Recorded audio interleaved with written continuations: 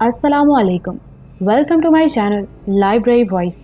तमाम new video updates के लिए मेरे चैनल लाइब्रेरी वॉइस को सब्सक्राइब करके बेल नोटिफिकेशन को ऑन कर दें ताकि मेरी आने वाली तमाम न्यू वीडियोस अपडेट्स आप तक बर वक्त पहुँच सकें।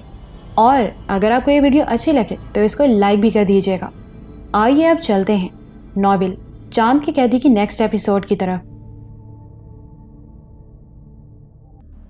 मेरा सर बुरी तरह चकरा गया। मैं तो इन चक्रों में उलझकर पूरी दुनिया से कट चुका था, फिर भी गुत्थी सुलझने के बजाय उलझती ही जा रही थी। मैं सर को दोनों हाथों में थामे बैठा था कि फूफी ने मुझे खाना लगने की इत्तिला दी। मैं उठकर बाहर आ गया। ताया और शरफुद्दीन हाथ धोकर दस्तरखान पर बैठ चुके थे। अम्मा हमारे साथ ही खाना खाने बैठ गईं। शरफुद्दीन मेरे चेहरे को गौर से देख रहा था। तुम्हें क्या हुआ? उसने सरगोशी में पूछा। मैंने सर हिलाकर इनकार कर दिया। वो शायद समझ गया कि मैं इस मौजू पर गुफ्तगू नहीं करना चाहता। अम्मा अलबत्ता बार बार मुझे गौर से देख रही थी। ताया अम्मा के यहाँ खाना खाने पर काफ़ी जिज़बेज़ थे। बकौल उनके अम्मा हिस्से मिजाह से आ रही थी। दुल्हन, बच्चियाँ तन्हा खाना खाते हुए डरती होंगी। नहीं तो इसमें भला डरने की क्या बात है? वो कब चूकने वाली थी, जानती थी कि ताया क्या चाहते हैं। अम्मा का ख्याल था कि ताया बच्चों के सामने गुफ्तगू करते हुए लिहाज नहीं करते। मैंने सोचा शायद डरती हूँ। खैर हम तो नहीं डरते। उन्होंने ये कहकर नवाला मुंह में रख लिया। अम्मा के होंठों पर हल्की सी मुस्कुराहट फैल गई। मैं और शरफुद्दीन चुपचाप खाना खाते रहे। तुम्हारे अम्मा बाबा चले गए अमरोहा? ताया ने सर उठाकर शरफुद्दीन से पूछा। जी हाँ, उसने मुख्तसर सा जवाब देकर सर झुका लिया। अम्मा के सामने उसकी वही हालत होती थी जो मेरी उसके अब्बा के सामने होती थी। वो अक्सर मुझसे कहता था कि तुम्हारी अम्मा बड़ी दबंग खातून दिखाई देती हैं। आदमी ख्वाम ख्वाम मरूब हो जाता है, लेकिन उसके अब्बा के सिलसिले में मेरा ख्याल ज़रा मुख्तलिफ था। वो दबंग नजर आने की नाकाम कोशिश करते थे। इस कोशिश में उनके नथने हमेशा फूले रहते थे। लगता था जैसे अंगारे चबा रहे हों। गुस्सा उनकी नाक पर धरा रहता था। उनका ख्याल था कि दुनिया का हर आदमी गलत है, आवारा और बदकमाश है। उनका बस चलता तो वह शरफुद्दीन को लेकर किसी जंगल में जा बसते या किसी तहखाने में कैद कर देते। गो शरफुद्दीन उनसे ज़्यादा मरूब नहीं होता था, फिर भी उनके आगे कुछ बोलने की हिम्मत नहीं कर पाता था। गालिबन वह ताया से इसलिए इतना खुश रहता था कि वो बुजुर्ग होने के बावजूद बेजा रोब नहीं झाड़ते थे। बिला तकल्लुफ गुफ्तगू करते थे, गौर से सुनते थे और बातों से लुत्फानंदोज होते थे। खाना खामोशी से खा लिया गया। अम्मा जूं ही बर्तन लेकर उठी। ताया ने गहरी सांस लेकर हम दोनों को मुस्कुराते हुए देखा। शरफुद्दीन की आंखों में चमक बढ़ गई। सोचा था कि ये आखिरी आज़ाद खाना होगा। खूब मज़े ले लेकर खाएंगे, खूब बातें करेंगे, मगर अल्लाह की शान, आज़ाद खाना क्या मतलब? शरफुद्दीन ने उन्हें छेड़ने के लिए कहा। और क्या, अब कल से देखना दस्तरख्वान पर ऐसे ऐसे मुंह होंगे कि गुड़ भी कोनैन लगेगा। वैसे यहाँ एक बात है, मज़ा उसी वक्त आता है खाने का जब करेला तुरियां लगने लगे और तुरियां करेला। ये कहकर ताया उठे और कच्चे आंगन में रखे हुए लोटे से हाथ धोकर वापस आ गए। ताया, इतने दिनों बाद ताई आएंगी और आप उनके बारे में ऐसा सोच रहे हैं? शरफुद्दीन ने हंसते हुए कहा। कितने दिन में? उन्होंने भवें उचकाकर कहा। भाई हमें तो अभी कल की ही बात लगती है। दरअसल अब तक हमने ज़्यादा लंबी जुदाई तो नहीं काटी है, बस यही कोई 2-4 रोज़ ही मुश्किल से गुजर पाए हैं और वही दिन इतने सरूर अंगेज थे। भाई मेरा मतलब है कि जुदाई का भी तो अपना मज़ा होता है ना। अब आदमी जुदा होकर जुदाई का मज़ा भी ना ले पाए कि फिर मिलन की घड़ी आ पहुँचे तो सोचो कैसा बेजार होता होगा आदमी। वो खिलाल से दांतों को कुरेदने लगी। मैं और शरफुद्दीन बेसाख्ता हंस पड़े। उसी लम्हे अम्मा आ गई। हाथ में चाय की ट्रे थी। मैंने लपक कर ट्रे उनके हाथ से ले ली। मुझे कह देती अम्मा, मैं ले आता, मैंने कहा। हाँ दुल्हन, इतने फर्मा बरदार बेटे के होते हुए तुम जहमत ना किया करो, आवाज़ दे लिया करो। भाई साहब देर बहुत हो गई है, बस चाय पीकर सो जाएं। एक तो आप आराम बिल्कुल नहीं करते। इस उम्र में जिस कदर ज़रूरत आराम की होती है और किसी चीज़ की नहीं होती। अम्मा बर्दाश्त ना कर सकी। देखो दुल्हन, हमारी उम्र को कुछ मत कहना, इस मामले में हम बहुत जज्बाती हैं। और रही आराम वाली बात, बस आज के आज आराम और कर लें, फिर तो हकीम साहब से सोने की दवा ले आएंगे, फिर हम होंगे और बिस्तर होगा। वो कुछ बोली नहीं, पलट गई, मगर मैं उनके होंठों पर मुस्कुराहट देख चुका था। लीजिए साहब। ताया शरफुद्दीन की तरफ पलटे। वो इनको दारोगा बना गए हैं। ताया, ये चचा किस किस्म के आदमी हैं? अचानक शरफुद्दीन ने सवाल किया। मैं फक हो गया। अपनी किस्म के एक ही हैं, उन्होंने बरजस्ता जवाब दिया। शरफुद्दीन जोर से हंस पड़ा। हाँ वो तो है। उस वक्त मैंने उसे कोहनी मारी। मैं नहीं चाहता था कि वो अपने खदशे का इजहार ताया से करे, मगर उसने मेरे इशारे का कोई नोटिस नहीं लिया। मेरा मतलब ये है कि आपने बचपन ही से उनका मिजाज देखा है। मैं चाहता हूँ कि आप संजीदगी से उनके मिजाज और किरदार के बारे में बताइए। میاں یہ اچانک بیٹھے بیٹھے تمہیں ان کے مزاج اور کردار میں اتنی دلچسپی کیوں پیدا ہو گئی؟ انہوں نے شرف الدین کو گہری نگاہوں سے دیکھتے ہوئے پوچھا۔ میرے تو پسینے چھوٹ گئے۔ میں شرف الدین کی اس عادت سے بہت نالاں تھا کہ اس کی ذہنی روح کسی بھی وقت اچانک بہک جاتی تھی اور وہ ایسی باتیں کرنے لگتا تھا جن کا اظہار مشکلات بھی پیدا کر سکتا تھا۔ تایا، اگر آپ اس موضوع پر سنجیدگی سے بات کریں گے تو میں آپ کو ضرور بتاؤں گا کہ میری اس دلچسپی کی وجہ کیا ہے۔ شرف الدین کافی سنجیدہ تھا۔ میرا تو جی چاہا کہ اٹھ کر چلا جاؤں۔ مجھے شرف الدین پر بے پناہ غصہ تھا۔ انہوں نے ایک لمبا ہنکارا بھرا۔ کچھ دیر وہ مجھے اور شرف الدین کو دیکھتے رہے۔ اس کے مزاج میں کچھ بڑی تبدیلیاں واقع ہوئی ہیں۔ پہلے وہ ایسا نہیں تھا جیسا اب ہے، مگر مزاجن وہ بچپن ہی سے ہم باقی بھائیوں سے الگ تھا۔ کچھ مطلبی، خود غرض اور انتہا پسند قسم کا آدمی تھا۔ وہ لمحہ بھر کو چپ ہو کر کچھ سوچتے رہے، پھر بولے۔ پھر اللہ نے دو ہنسوں کا جوڑا ملا دیا تو گویا کریلا نیم چڑھ گیا۔ شادی کے بعد تو وہ یکساں تبدیل ہو گیا۔ مجھے اس کے طور طریقے سخت ناپسند ہیں۔ وہ اپنے جاہل سسرال سے کافی مرعوب ہیں اور سسرال والے ان سے۔ پتہ نہیں اندھوں میں راجا کون ہے۔ وہ پھر چپ ہو کر ہمیں دیکھنے لگے۔ تمہاری تشبیہ ہو گئی یا نہیں؟ انہوں نے شرف الدین سے پوچھا۔ یہ بتائیے، کیا چچا دولت سے بہت پیار کرتے ہیں؟ شرف الدین نے ان کی بات کا جواب دینے کی بجائے ایک اور سوال کر دیا۔ وہ کچھ سوچنے لگے۔ میرا خیال ہے کہ اس کے نزدیک دنیا کی اہم ترین چیز دولت ہے۔ ہمارے خاندان میں اب وہ نوابی تو نہیں رہی، مگر ان کے مزاج میں وہی کروفر ہے۔ وہ اب بھی مجروں کبوتر بازیوں پر جان دیتے ہیں۔ ایک دن تو میں نے انہیں مرغے لڑاتے بھی دیکھا تھا۔ اس کا مطلب تو یہ ہوا کہ وہ دولت کے لیے کچھ بھی کر سکتے ہیں۔ ہاں، جو ان کے بس میں ہوگا وہ تو ضرور کر گزریں گے، انہوں نے جواب دیا۔ پھر بولے، میاں تم اگر بات ذرا کھل کر سکو تو میرے لیے کافی آسانی ہو جائے گی۔ میرا تو دم ہی نکل گیا۔ میں فوراً اٹھ گیا۔ مجھے نیند آ رہی ہے۔ شرف الدین تم جاؤ گے یا ٹھہرو گے؟ میں نے فوراً پوچھا۔ اماں بابا تو چلے گئے، یہ خورشید چاچا کے پاس بیٹھک میں سو جائیں گے، تم بھی اپنا بستر وہیں ڈال لو، تایا نے کہا۔ میری نگاہیں شرف الدین پر جمی ہوئی تھی۔ جو ہی اس کی نگاہ میری جانب اٹھی میں نے اسے گھور دیا۔ اس نے شاید میرے چہرے ہی سے میرے غصے کا اندازہ لگا لیا۔ وہ فوراً ہی اٹھ کھڑا ہوا۔ چلیں تایا، اس موضوع پر پھر بات کریں گے۔ دراصل میں ان پر ریسرچ کر رہا ہوں، اس لیے پوچھ رہا تھا۔ کیوں؟ کیا ایٹم بم بنانے کا پروگرام ہے؟ وہ مسکرائے۔ میں اور شرف الدین ہنس پڑے۔ بھائی ہے کام کی چیز، اگر ایٹم بم بن جائے تو آدھی سے زیادہ دنیا تہس نہس ہو سکتی ہے۔ ویسے اگر تم ان کی زوجہ کو بھی ان میں ملا کر ریسرچ کرو تو پوری دنیا کی تباہی کی ذمہ داری میں لیتا ہوں۔ ہم دونوں زور سے ہنس پڑے۔ اماں تک ہماری آواز پہنچ چکی تھی۔ انہوں نے مجھے آواز دی۔ لو میاں، ہمارے یہاں تو تمہاری ہر چیز رودی ملے گی، کچھ نہ بنے تو پٹاخوں میں ہی کام آ جائیں گے۔ وہ تکیے کو درست کرتے ہوئے بولے۔ میں جلدی سے اماں کے کمرے کی طرف بڑھ گیا۔ جی اماں۔ بس وقار الحسن، جا کر سو۔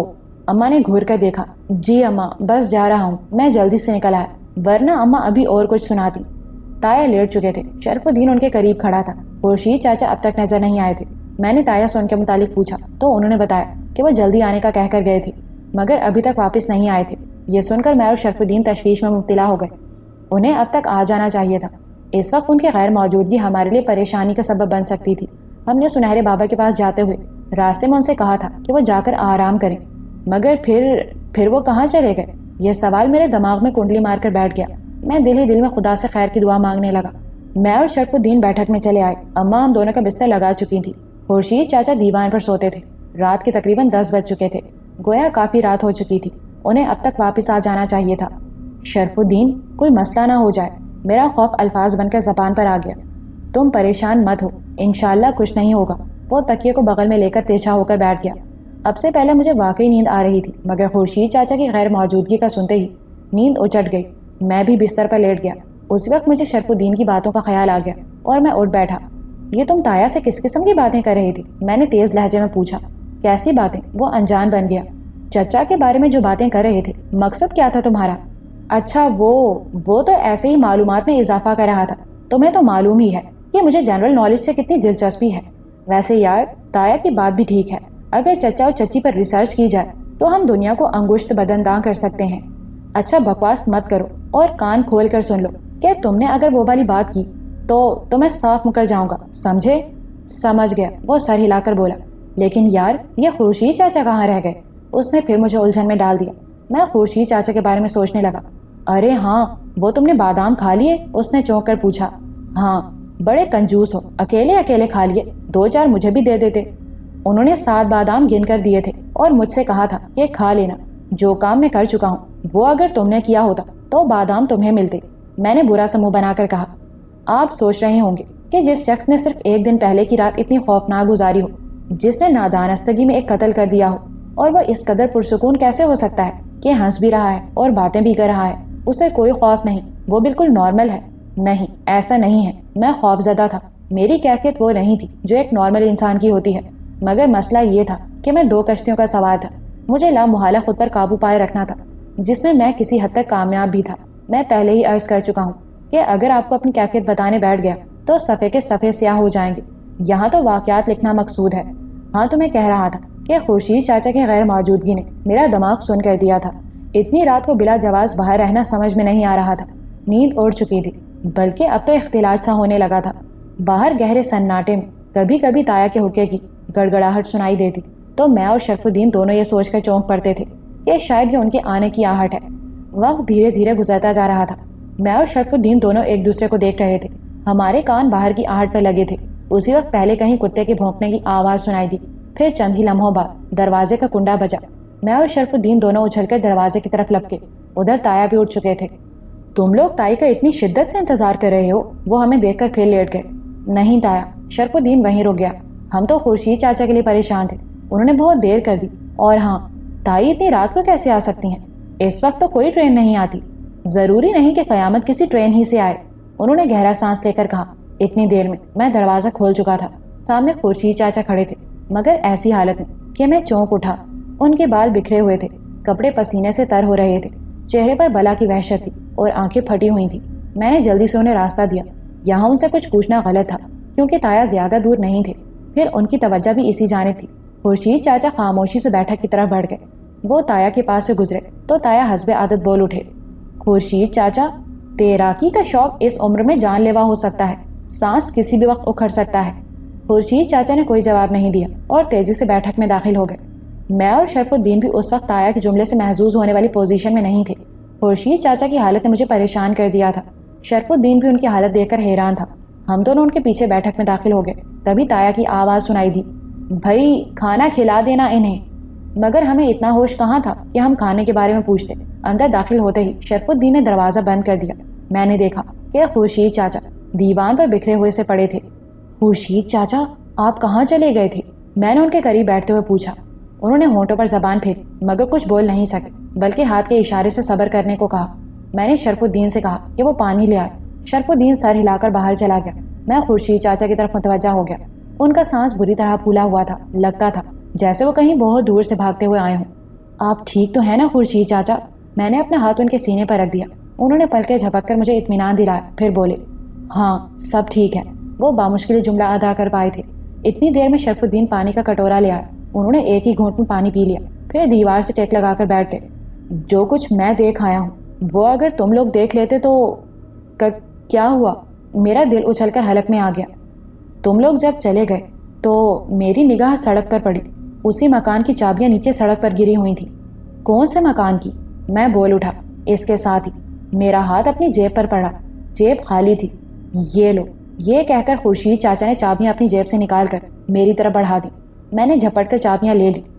اوہ شکر ہے، مگر آپ کہاں رہ گئے تھے؟ شرف الدین بول اٹھا۔ وہی بتا رہا ہوں، انہوں نے ہاتھ اٹھا کر کہا۔ چابیوں پر نگاہ پڑتے ہی میں انہیں اٹھانے کو جھکا اور اسی دوران میں نے سر اٹھا کر تم لوگوں کو روکنا چاہا۔ بس میاں، چوک ہو گئی۔ ایک کالا بڑا سا کتا اچانک وہ چابیاں لے کر بھاگ پڑا۔ پتہ نہیں وہ کتا کہاں سے آ گیا تھا۔ وہ لمحہ بھر کو چپ ہوئے تو میں اور شرف الدین انہیں حیرت سے دیکھنے لگے۔ مجھے لگا جیسے وہ ذہنی طور پر ٹھیک نہیں ہے، پھر بھی میں کچھ اور ان کے قریب سے رکھا۔ شرف الدین بھی فرش سے اٹھ کر دیوان پر آ بیٹھا، پھر بے اختیار میرے منہ سے نکلا۔ پھر میں اس کے پیچھے بھاگا اور جانتے ہو کتا کہاں گیا؟ انہوں نے چپ ہو کر میرے اور شرف الدین کی طرف دیکھا۔ میرا جی چاہا کہ چیخ پڑوں اور کہوں کہ زیادہ سسپینس پیدا نہ کریں، مگر میں کچھ بھی نہ کہہ سکا۔ وہ خود ہی بول اٹھے۔ اسے میں نے اسی گلی میں داخل ہوتے دیکھا جہاں وہ مکان ہے۔ میں بوڑھا آدمی ان سے پیچھے رہ گیا، مگر اتنا میں جان چکا تھا کہ وہ اسی کوٹھی کی طرف گئے ہیں۔ مجھے یقین ہو گیا کہ وہ کسی کے سدھائے ہوئے کتے ہیں۔ بہرحال جب میں کوٹھی کے قریب پہنچا تو کوٹھی کا دروازہ کھلا ہوا تھا۔ میں بھاگتا ہوا اندر داخل ہوا اور یہ دیکھ کر پریشان ہو گیا کہ اس چھوٹے کمرے کا دروازہ بھی کھلا ہوا ہے جس میں ہم نے رحیموں کی لاش۔ میں نے جھپٹ کر ان کے منہ پر ہاتھ رکھ دیا۔ آہستہ چاچا آہستہ۔ انہیں فوراً ہی احساس ہو گیا کہ ان کی آواز کچھ بلند تھی۔ میں نے ہاتھ ہٹایا تو وہ آہستہ سے بولے، اچھا اچھا۔ ہاں تو وہ کمرہ کھلا ہوا تھا، اندر سے عجیب عجیب سی آوازیں آ رہی تھیں، جیسے کچھ کھرچا جا رہا ہو۔ میں نے باہر پڑا بیلچہ اٹھایا اور کمرے میں گھس گیا۔ وقار میاں، وہاں کا سین دیکھ کر تو میں بے ہوش ہوتے ہوتے بچا۔ وہاں 4 خونخوار کتے تھے، کالے کالے، گدھوں جتنے، اور ان کی آنکھیں، اف، وہ انگاروں جیسی آنکھیں تھیں۔ ان چاروں نے جو ہی مجھے اندر داخل ہوتے دیکھا وہ سب میری طرف جھپٹے۔ میں نے بیلچے سے ان پر حملہ کر دیا مگر میں کچھ بھی نہ کر سکا۔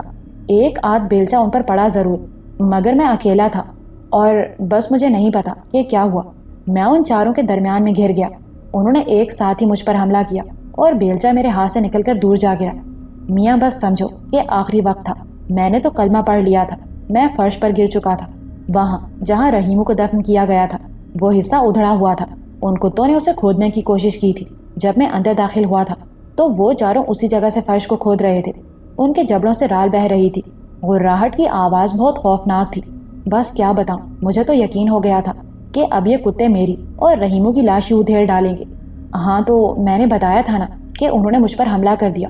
میں فرش پر گر پڑا، وہ چاروں میری طرف جھپٹے اور عین اسی لمحے روشن دان سے میں نے ایک سفید براق بلی کو کمرے میں چھلانگ لگاتے دیکھا۔ پھر مجھے کچھ ہوش نہ رہا۔ اتنا یاد آیا کہ میرا بازو، نہیں یہ کلائی، ہاں یہ کلائی ایک کتے کے منہ میں تھی، اور پھر میں بے ہوش ہو گیا۔ یہ دیکھو۔ اتنا کہہ کر انہوں نے آستین الٹ دی، مگر ان کی کلائی پر خراش تک نہ تھی۔ انہوں نے ہونکوں کی طرح پہلے کلائی کو، پھر مجھے اور شرف الدین کو دیکھا۔ ارے ہاں، یہ کلائی اس نے جکڑ لی تھی، انہوں نے پرزور انداز میں کہا۔ میں نے شرف الدین کی طرف دیکھا، شک کے سائے اس کی آنکھوں میں بھی لہرا رہے تھے۔ میں سچ کہہ رہا ہوں وقار، وہ شاید ہمارے چہروں پر چھائی بے یقینی کو دیکھ چکے تھے۔ خدا کی قسم میں ٹھیک کہہ رہا ہوں۔ ان کی آواز تیز ہوئی تو میں اور شرف الدین دونوں ہی چونک اٹھے۔ ہاں خورشید چاچا، مجھے یقین ہے، میں نے پریقین انداز میں کہا۔ جو کچھ اس روز میرے ساتھ ہوا، اگر آپ لوگوں نے اپنی آنکھوں سے نہ دیکھا ہوتا تو آپ بھی لمحہ بھر کو یقین نہ کرتے، مگر اب تو ساری بے سروپا باتیں یقین کی حد میں داخل ہو چکی ہیں۔ آپ بتائیے پھر کیا ہوا؟ میں نے شرف الدین کی طرف دیکھا۔ شک اس کی آنکھوں سے غائب ہو چکا تھا۔ پھر میں بے ہوش ہو گیا تھا، مجھے نہیں پتا کہ کیا ہوا تھا۔ اب سے کچھ دیر پہلے مجھے ہوش آیا، میں وہیں فرش پر پڑا تھا، چابیاں میرے قریب پڑی ہوئی تھیں، وہ ادھڑا ہوا فرش بھی برابر تھا وقار میاں، اور وہاں کوئی نہیں تھا۔ مجھے بہت خوف محسوس ہوا۔ میں زندگی میں پہلی بار ڈرا ہوں۔ میں وہاں جنگل میں اکیلا رہتا ہوں مگر کبھی خوف زدہ نہیں ہوا، لیکن آج میری حالت بہت خراب تھی۔ پتہ نہیں میں کس طرح وہ کمرہ اور کوٹھی بند کر کے تالا ڈال کے یہاں تک پہنچا ہوں۔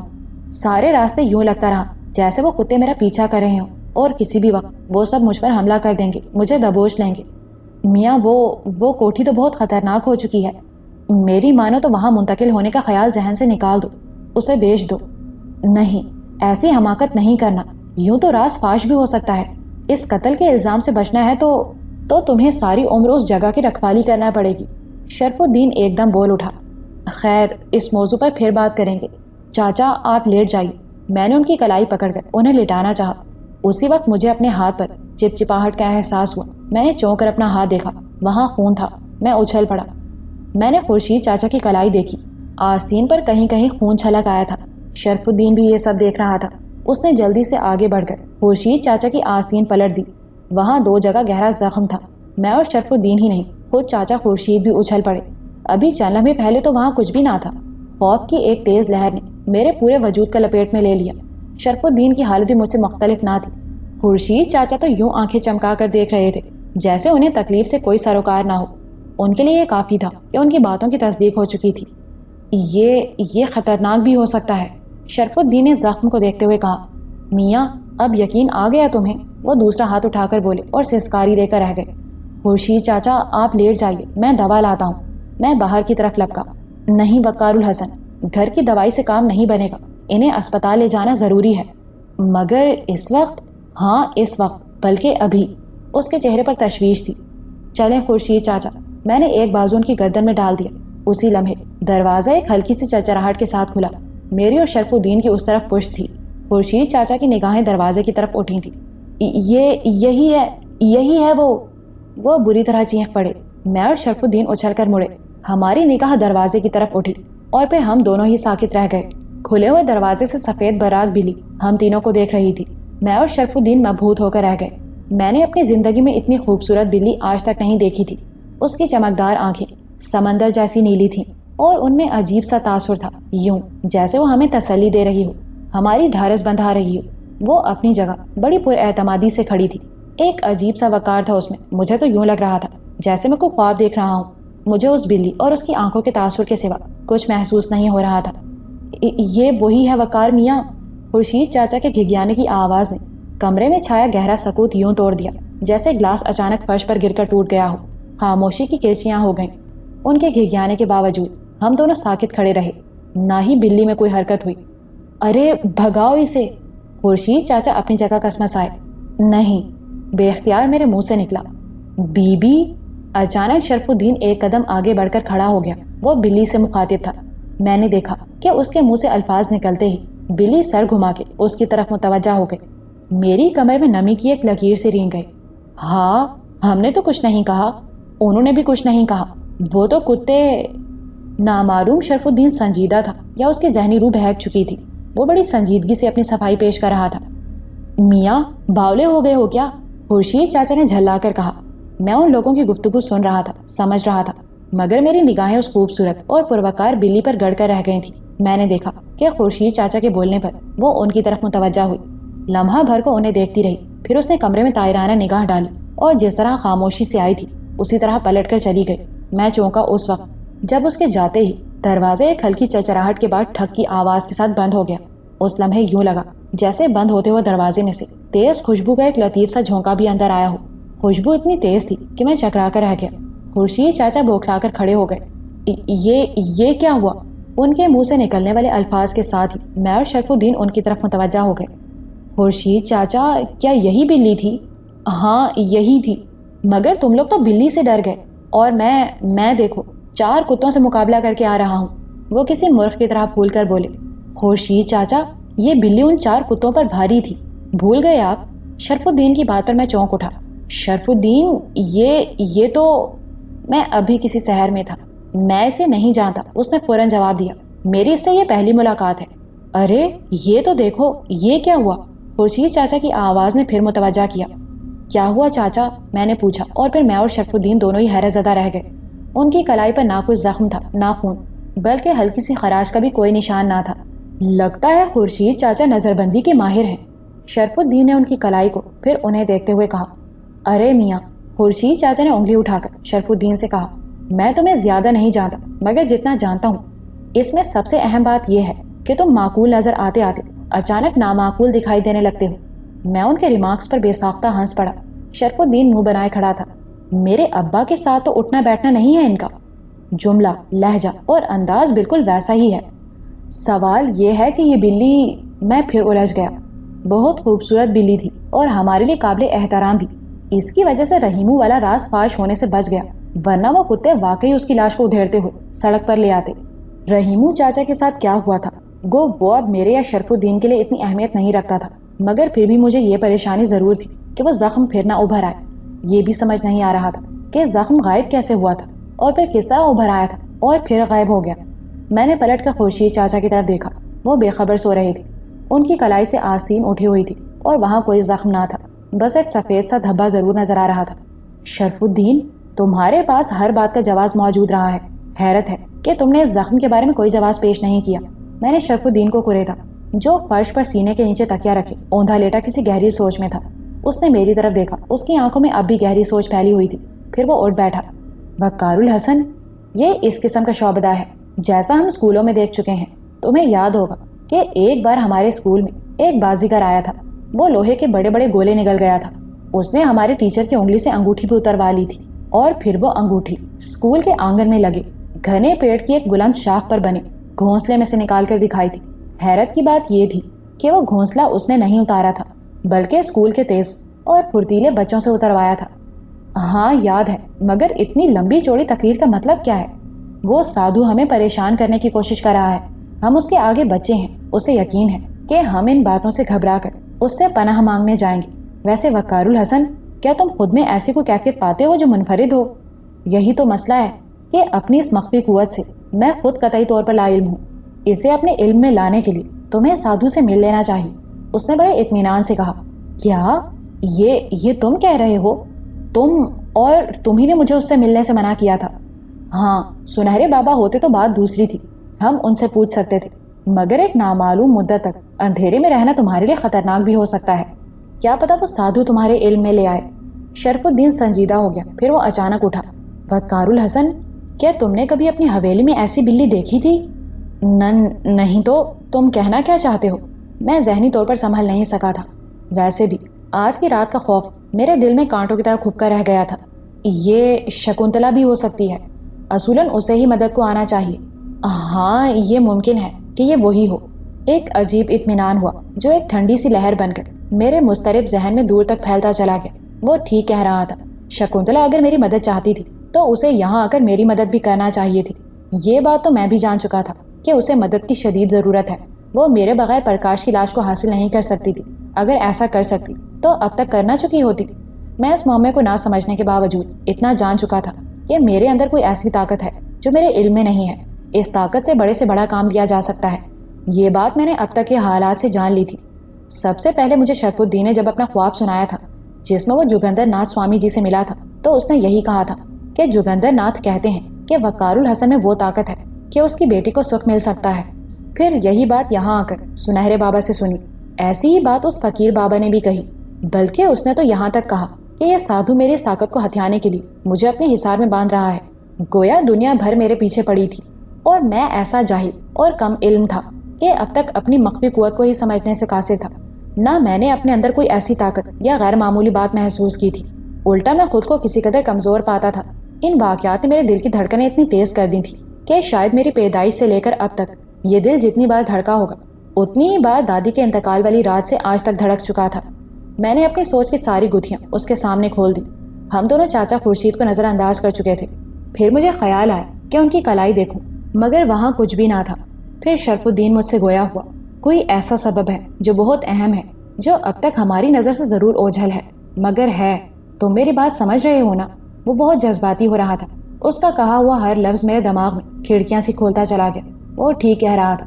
یہ بھی تو ہو سکتا تھا، بلکہ یہی ہونا چاہیے تھا کہ 14ویں کی کسی بھی شب ایک سنہرا سانپ میری گردن میں لپٹ کر مرزا سولت بیگ کے خاندان کے اس آخری فرد کو ختم کر دیتا جس کی وجہ سے حویلی آباد تھی. میرے بعد اماں اور بہنیں لامحالہ حویلی خالی کر دیتی اور پھر شکنتلا اس حویلی میں ساری زندگی قبضہ کیے رہتی. مگر اس کے برعکس اس نے میری زندگی بچائی تھی. وہ روح جو سب کچھ کرنے پر قادر تھی، کیا اپنے محبوب کی لاش نہیں ڈھونڈ سکتی تھی؟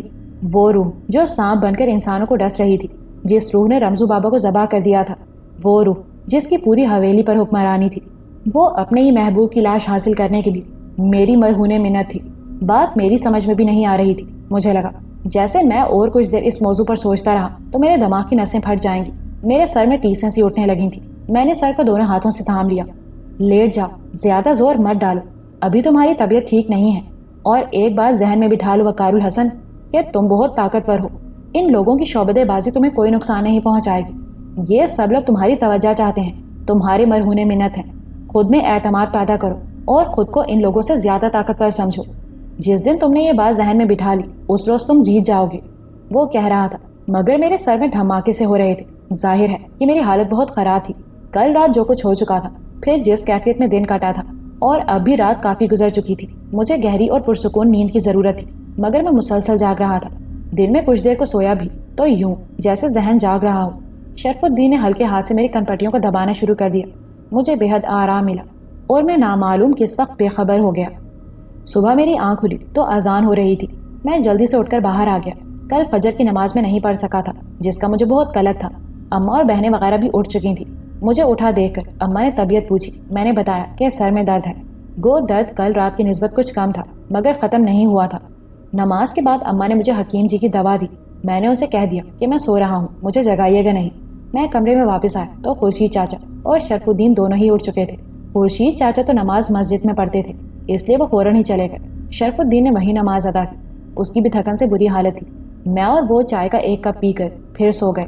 دن چڑھے میری آنکھ کھلی. شرف الدین بے خبر سو رہا تھا. تایا نے مجھے دیکھا تو پہلی اطلاع یہی دی کہ چچا چچی اور تائی واپس آ گئے. میں چچا چچی کے پاس اوپر کی منزل میں گیا. آج خلاف توقع وہ دونوں ہی بڑے اخلاق سے ملے۔ بھابھی دلہن بتا رہی تھی کہ تم بیمار ہو؟ چچا نے ربڑی کا پیالہ میری طرف بڑھاتے ہوئے کہا۔ جی چچا، بس سر میں درد ہوا تھا، پھر بخار آ گیا، اب تو بہتر ہوں۔ میں نے چمچے سے تھوڑی سی ربڑی لے کر کھائی۔ یہ ربڑی دہلی سے لایا ہوں، یہ جامع مسجد کے پاس ایک بڑی مشہور دکان کی ہے، اچھی ہے نا؟ اور لو۔ جی بس شکریہ، میں میٹھا کم لیتا ہوں۔ میٹھا کھانے سے طاقت آتی ہے، تمہارے لیے تو میٹھا بہت ضروری ہے۔ چچی نے بھی کچھ اخلاق کا مظاہرہ کیا۔ میں نے ان سے ان کی بہن کی طبیعت پوچھی اور کچھ دیر ان کے پاس بیٹھ کر نیچے آ گیا۔ بڑے برآمدے میں تایا اور شرف الدین چائے پی رہے تھے۔ مجھے دیکھتے ہی تایا نے معنی خیز انداز میں مسکرا کر شرف الدین کو دیکھا۔ منہ میٹھا کرنے کی شدید طلب ہو رہی ہوگی، انہوں نے مجھ سے پوچھا۔ میں ہنس دیا۔ نہیں تایا، آج تو منہ میٹھا کر کے آ رہا ہوں۔ ہاں بھائی، ایک نظر میں تبدیلی تو مجھے بھی محسوس ہوئی تھی۔ گویا یہ سفر ہمارے لیے بڑا مبارک رہا۔ اگر یقین ہو جائے کہ دہلی تک سفر طبیعت کی تلون مزاجی کے لیے اکثیر ہے، تو ہر ماہ کے سفر اور خوراک کا ارچہ خرچہ میں اپنے ذمہ لینے کو تیار ہوں۔ وہ ہوکے کی چلم کریتے ہوئے بولے۔ میں اور شرف الدین مسکرا کر رہ گئے۔ تایا، یہ آپ تائی کے بارے میں تو نہیں کہہ رہے؟ شرف الدین کو ان کے تیر کی طرح نکلتے جملوں میں بڑا مزہ آتا تھا۔ اس طرف دیکھنے تک کی ہمت نہیں ہوئی ہے، اس لیے دعا سلام کے بعد میں سوتا بن گیا تھا۔ انہوں نے جھک کر سرگوشی کی۔ خدا کی قسم، اگر دہلی کی آب و ہوا نے یہ اثر ان پر بھی ڈالا ہوگا تو مستقل دہلی بھیج دوں گا۔ بھیج دوں گا کیا مطلب؟ آپ خود بھی وہیں منتقل ہو جائیے گا، پھر تو زندگی خوشگوار ہو جائے گی نا۔ شرف الدین کب چوکنے والا تھا۔ ہاں مگر اتنا بڑا رسک لینے کی اب عمر نہیں ہے۔ وہ ٹال گئے۔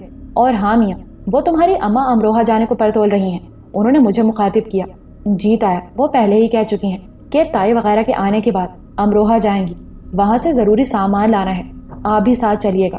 مجھے اچانک یاد آ گیا کہ اماں نے تایا کو ساتھ لے جانے کے لیے کہا تھا تاکہ وہ شگفتہ کے بارے میں میرے لیے بات کر سکیں۔ گو میں اپنی طرف سے اس معاملے کو لپیٹ چکا تھا، مگر یہ سوچ کے چپ ہو گیا کہ بات کرنے میں کیا حرج ہے۔ ویسے میں صاف دل سے سوچ چکا تھا کہ شرف الدین انکار کر سکتا ہے، اور اگر ایسا ہوا تو مجھے کوئی دکھ نہیں ہوگا، نہ ہی شرف الدین کی دوستی پہ حرف آنے دوں گا۔ ہاں وہ کہہ گئی ہیں کہ آپ بھی تیاری کر لیں، چلو چلیں گے، انہوں نے حقے کی نئے منہ میں دباتے ہوئے کہا۔ وقار الحسن، میں چلتا ہوں، مجھے پروگرام بتا دو تاکہ میں بھی تیاری کروں۔ شرف الدین نے کھڑے ہوتے ہوئے کہا۔ میاں، کھانا کھانے کے بعد جانا، بس اب لگنے ہی والا ہے، تایا نے کہا۔ نہیں تایا، کھانا میں گھر جا کر کھاؤں گا، آج وہاں کڑھی پکی ہے اور کڑھی کے لیے میں بادشاہت بھی چھوڑ سکتا ہوں۔ اتنا کہہ کر وہ کھڑا ہو گیا۔ میں اسے دروازے تک چھوڑنے گیا۔ میں نے اس سے وعدہ کر لیا کہ امروہہ کا پروگرام فائنل ہوتے ہی میں خود اس کے پاس آؤں گا۔ وہ بس اپنی طرف سے جانے کے لیے تیار رہے۔ وہ جاتے جاتے مڑا اور اس نے میرے کاندھے پر ہاتھ رکھ کر مجھے تسلی دی۔ وقار الحسن، گھبرانا نہیں، میں تمہارے ساتھ ہوں۔ اس کا یہ چھوٹا سا جملہ میرے لیے ایک بہت بڑا سہارا تھا۔ میں جانتا تھا کہ علی گڑھ یونیورسٹی میں تعلیمی سال بس شروع ہونے ہی والا ہے، اسے ہر حال میں واپس جانا تھا، مگر میں گویا اپنی تعلیم کا باب بند کر چکا تھا۔ اب اس نے مجھے تنہا چھوڑ کر جانے کا کوئی ذکر نہیں کیا تھا، اور اس کی یہ قربانی کوئی معمولی قربانی نہیں تھی۔ میرا دل تشکر کے جذبات سے بھر گیا۔ شکریہ شرف الدین، تم واقعی میرے ساتھ ہو، اور تمہارا وجود میرے لیے کتنا مضبوط سہارا ہے یہ میں تمہیں بتا نہیں سکتا۔ میں نے جواباً اس کے دونوں ہاتھ تھام لیے۔ ایک ہلکی سی مسکراہٹ اس کے ہونٹوں پر لرزی اور وہ خدا حافظ کہہ کر پلٹ گیا۔ میں واپس آیا تو بڑے برآمدے میں چاندنی بچھا کر دسترخوان لگا دیا گیا تھا۔ آج بڑے دنوں بعد یہاں اتنا بڑا دسترخوان لگا تھا۔ اماں نے کھانے پر کافی اہتمام کیا ہوا تھا۔ شنو آپا اور جہانی آپا بھاگ بھاگ کر دسترخوان پر رکابیاں اور سالن کے ڈونگے رکھ رہی تھی۔ کوثر بھی برآمدے میں بیت کی آرام دہ کرسی پر نیند دراز تھی۔ تائی اماں کے جانے کے بعد سے اب تک کوثر اپنے کمرے سے نہیں نکلی تھی۔ میں نے شاید آپ کو بتایا ہو کہ کوثر کو کتابیں پڑھنے کا بے حد شوق تھا۔ تایا نے یہاں اس کے لیے ایک ٹیوٹر کا انتظام کر دیا تھا۔ وہ بلا کی ذہین تھی، اس نے بہت جلد سب کچھ لکھنا پڑھنا سیکھ لیا تھا۔ اب وہ مختلف موضوعات پر کتابیں منگوا کر پڑھتی رہتی تھی۔ کتابیں لانے کا کام اکثر تایا خود انجام دیا کرتے تھے۔ ایک آدھ مرتبہ میں بھی اس کے لیے کچھ کتابیں لایا تھا، مگر وہ سب اتنے خشک موضوع پر لکھی گئی کتابیں تھیں کہ مجھے حیرت ہوتی تھی۔ وہ فلسفے اور نفسیات کے علاوہ علم نجوم، علم نفسیات اور مخفی علوم کی کتابیں تھیں۔ تائی کے جانے کے بعد سے وہ اب تک گویا انہی کتابوں میں گم تھی۔ اس نے ان کو بھی کتابوں کی ایک لمبی چوڑی لسٹ دی تھی کہ یہ کتابیں وہ دہلی سے لیتے آئیں۔ اس وقت بھی وہ آرام کرسی پر نیم دراز تھی اور کتابوں کو دیکھ دیکھ کر خوش ہو رہی تھی۔ یہ سب تمہاری سمجھ میں آ جاتا ہے کوثر؟ میں نے قریب بیٹھتے ہوئے پوچھا۔ جب آدمی کے پاس کرنے کو کچھ نہ ہو، بس وہ چھت کو تکتا رہے اور سوچتا رہے، تو بہت سی باتیں اس کی سمجھ میں آ جاتی ہیں، اس نے مسکرا کر کہا اور پاس رکھی کتابوں میں سے ایک اور اٹھا لی۔ اس کتاب کے نیچے رکھی کتاب دیکھ کر میں تقریباً اچھل پڑا۔ اس کتاب کا عنوان تھا مخفی قوتوں کا علم۔ یہ انگریزی کی کسی کتاب کا ترجمہ تھا۔ مجھے لگا جیسے یہ کتاب میرے لیے منگوائی گئی ہو۔ میں نے جلدی سے ہاتھ بڑھا کر وہ کتاب اٹھا لی۔ اس سے پہلے کہ میں اسے کھولتا، اس کتاب کے نیچے رکھی ہوئی کتاب نے مجھے ٹھٹک جانے پر مجبور کر دیا۔ یہ کتاب کالے علم، سفلی علم، جادو ٹونے اور اس قسم کے دوسرے علوم پر مشتمل تھی۔ چلو میاں، تم ان کتابوں کے چکر میں مت پڑنا، ورنہ تم بھی کوثر کی طرح سارا دن کمرے میں پڑے دیواروں پر دائرے بنا کر تک رہے ہوگے۔ تایا کی بات پر میں چونک اٹھا۔ میرے لیے یہ ایک انکشاف تھا کہ کوثر ان علوم میں دلچسپی رکھتی ہے۔ کھانا لگ چکا تھا، چچا چچی اور تائی بھی آ گئے تھے۔ گھر کے افراد خوش تھے، بڑی رونق اور گہما گہمی تھی۔ میں حسرت سے سب کے کھلے ہوئے چہرے دیکھ کر سوچ رہا تھا کہ خدا بڑا کارساز ہے۔ اس نے ذہنوں میں جھانکنے کی صلاحیت عطا نہ کر کے انسان پر کتنا بڑا احسان کیا ہے۔ اگر ایسا ہوتا تو یہاں کیسی قیامت مچی ہوتی۔ دسترخوان پر سبھی خوش گپیوں میں مصروف تھے۔ حال احوال پوچھا جا رہا تھا۔ اماں امروہہ جانے کے بارے میں بتا رہی تھی۔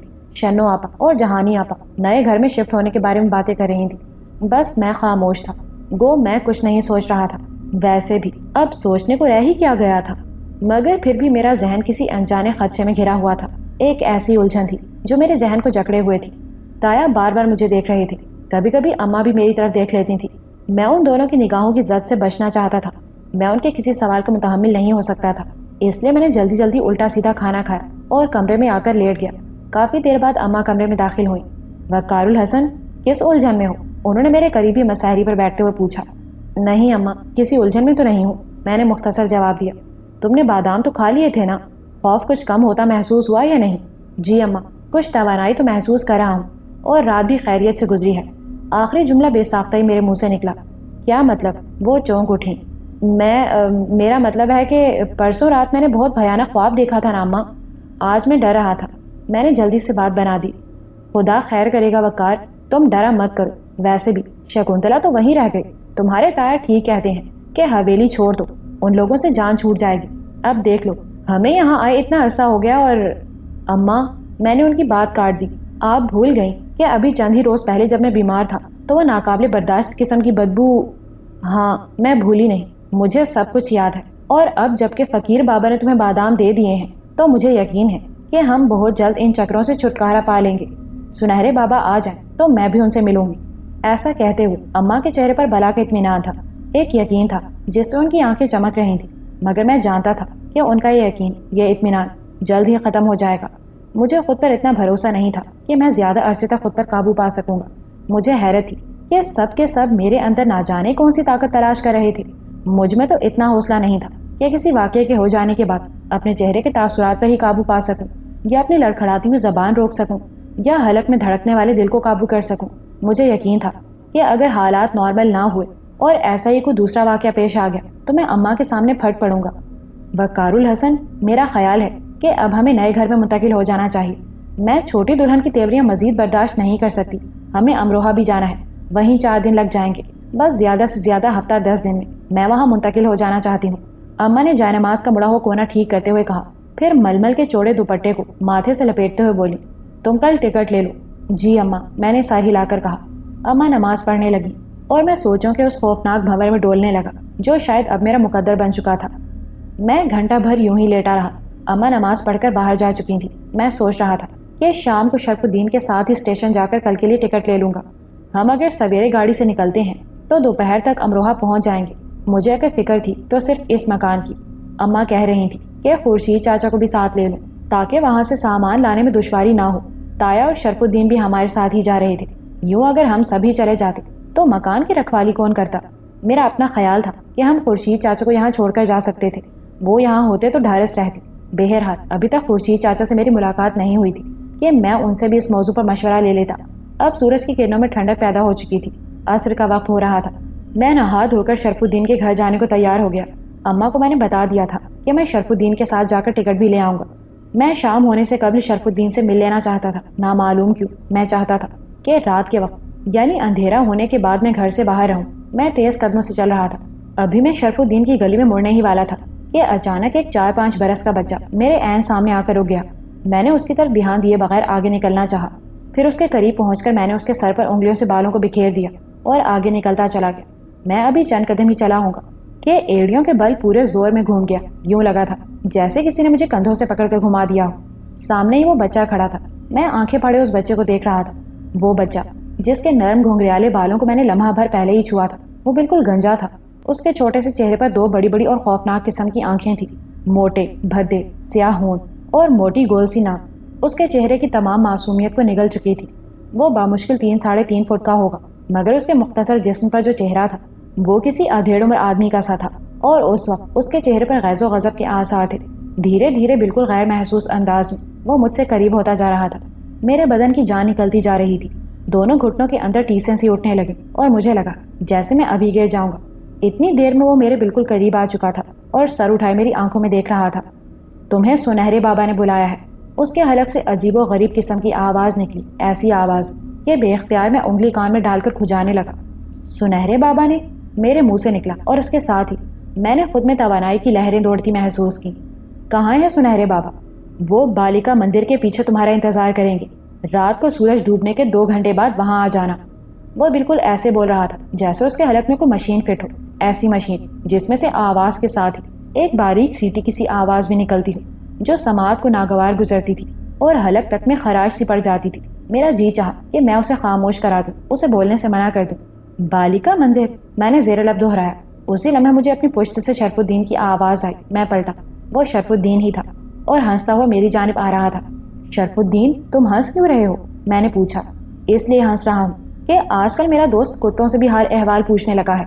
بے وقوفی کی باتیں نہ کرو، میں نے تیزی سے کہا اور فوراً پلٹا کہ کہیں اس پیامبر نے تو اس کی بات نہیں سن لی۔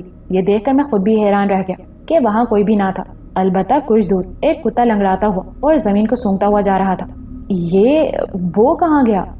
میں بوکھلا گیا۔ وہ جا رہا ہے، شرف الدین نے دور جاتے ہوئے کتے کی طرف اشارہ کیا۔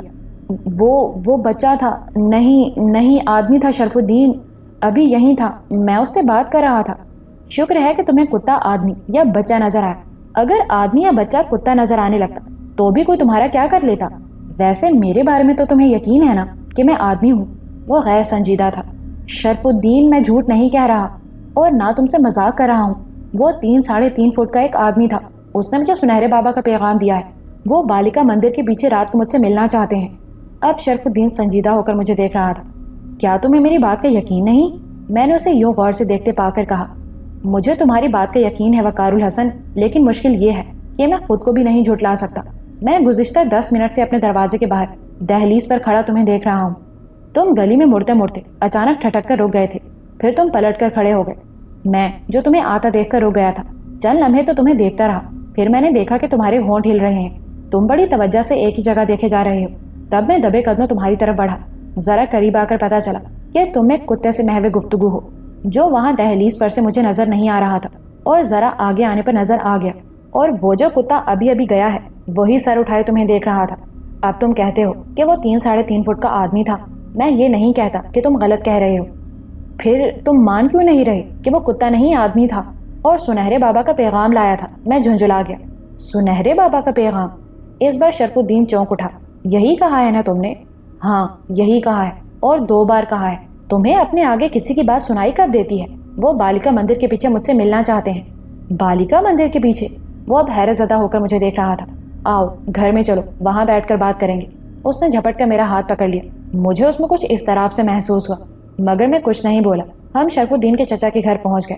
اس کے چچا نے بیٹھک کا دروازہ کھول دیا۔ گھر کے دوسرے افراد غالباً کہیں گئے ہوئے تھے، کیونکہ وہ ہمیں اندرونی حصے سے اندر لے گئے تھے، جبکہ بیٹھک میں جانے کا بیرونی دروازہ مقفل تھا۔ بیٹھو، شرف الدین نے مجھے بیٹھنے کا اشارہ کیا۔ میں تخت پر بیٹھ گیا تو وہ خود مونڈھا اٹھا کر میرے بالکل قریب آ گیا۔ ہاں اب شروع سے بتاؤ۔ وہ ہمتن گوش تھا۔ تب میں نے اسے بتایا کہ میں امروہہ جانے کے لیے ٹکٹ لینا چاہتا تھا، اور کیونکہ اسے بھی پروگرام بتانا تھا اس لیے اس کے گھر آ رہا تھا کہ وہ مجھے مل گیا۔ شرف الدین میری بات بڑی توجہ سے سنتا رہا۔ وقار الحسن، یہ کوئی چکر لگتا ہے۔ میرا خیال ہے کہ وہی سادھو اوچھے ہتھ کنڈوں پر اتر آیا ہے۔ پہلی بات تو یہ کہ سنہرے بابا یہاں نہیں ہے، دوسری بات یہ کہ اگر وہ واپس آ چکے ہیں تب بھی وہ اپنے ٹھکانے پر بلاتے، تیسری اور سب سے اہم بات یہ کہ بالیکا مندر کے پیچھے 200 سال پرانے قلعے کے کھنڈرات ہیں، اور اس طرف جانے کی کوئی دن میں بھی ہمت نہیں کر سکتا۔ پھر سنہرے بابا تمہیں رات کو وہاں کیوں بلا رہے ہیں؟ وہ بالیکا مندر کی طرف تو جا ہی نہیں سکتے، وہاں عجیب و غریب قسم کی پوجا پاٹ ہوتی ہے۔ اس مندر کی دیوداسیاں بہت مشہور ہیں جو برائے نام لباس پہنتی ہیں، اور وہاں جانے والی تمام عورتیں بہت مہین کپڑے کا لباس پہن کر جاتی ہیں۔ میں مان ہی نہیں سکتا کہ سنہرے بابا اس طرف جائیں گے اور پھر تمہیں بھی وہاں بلوائیں گے۔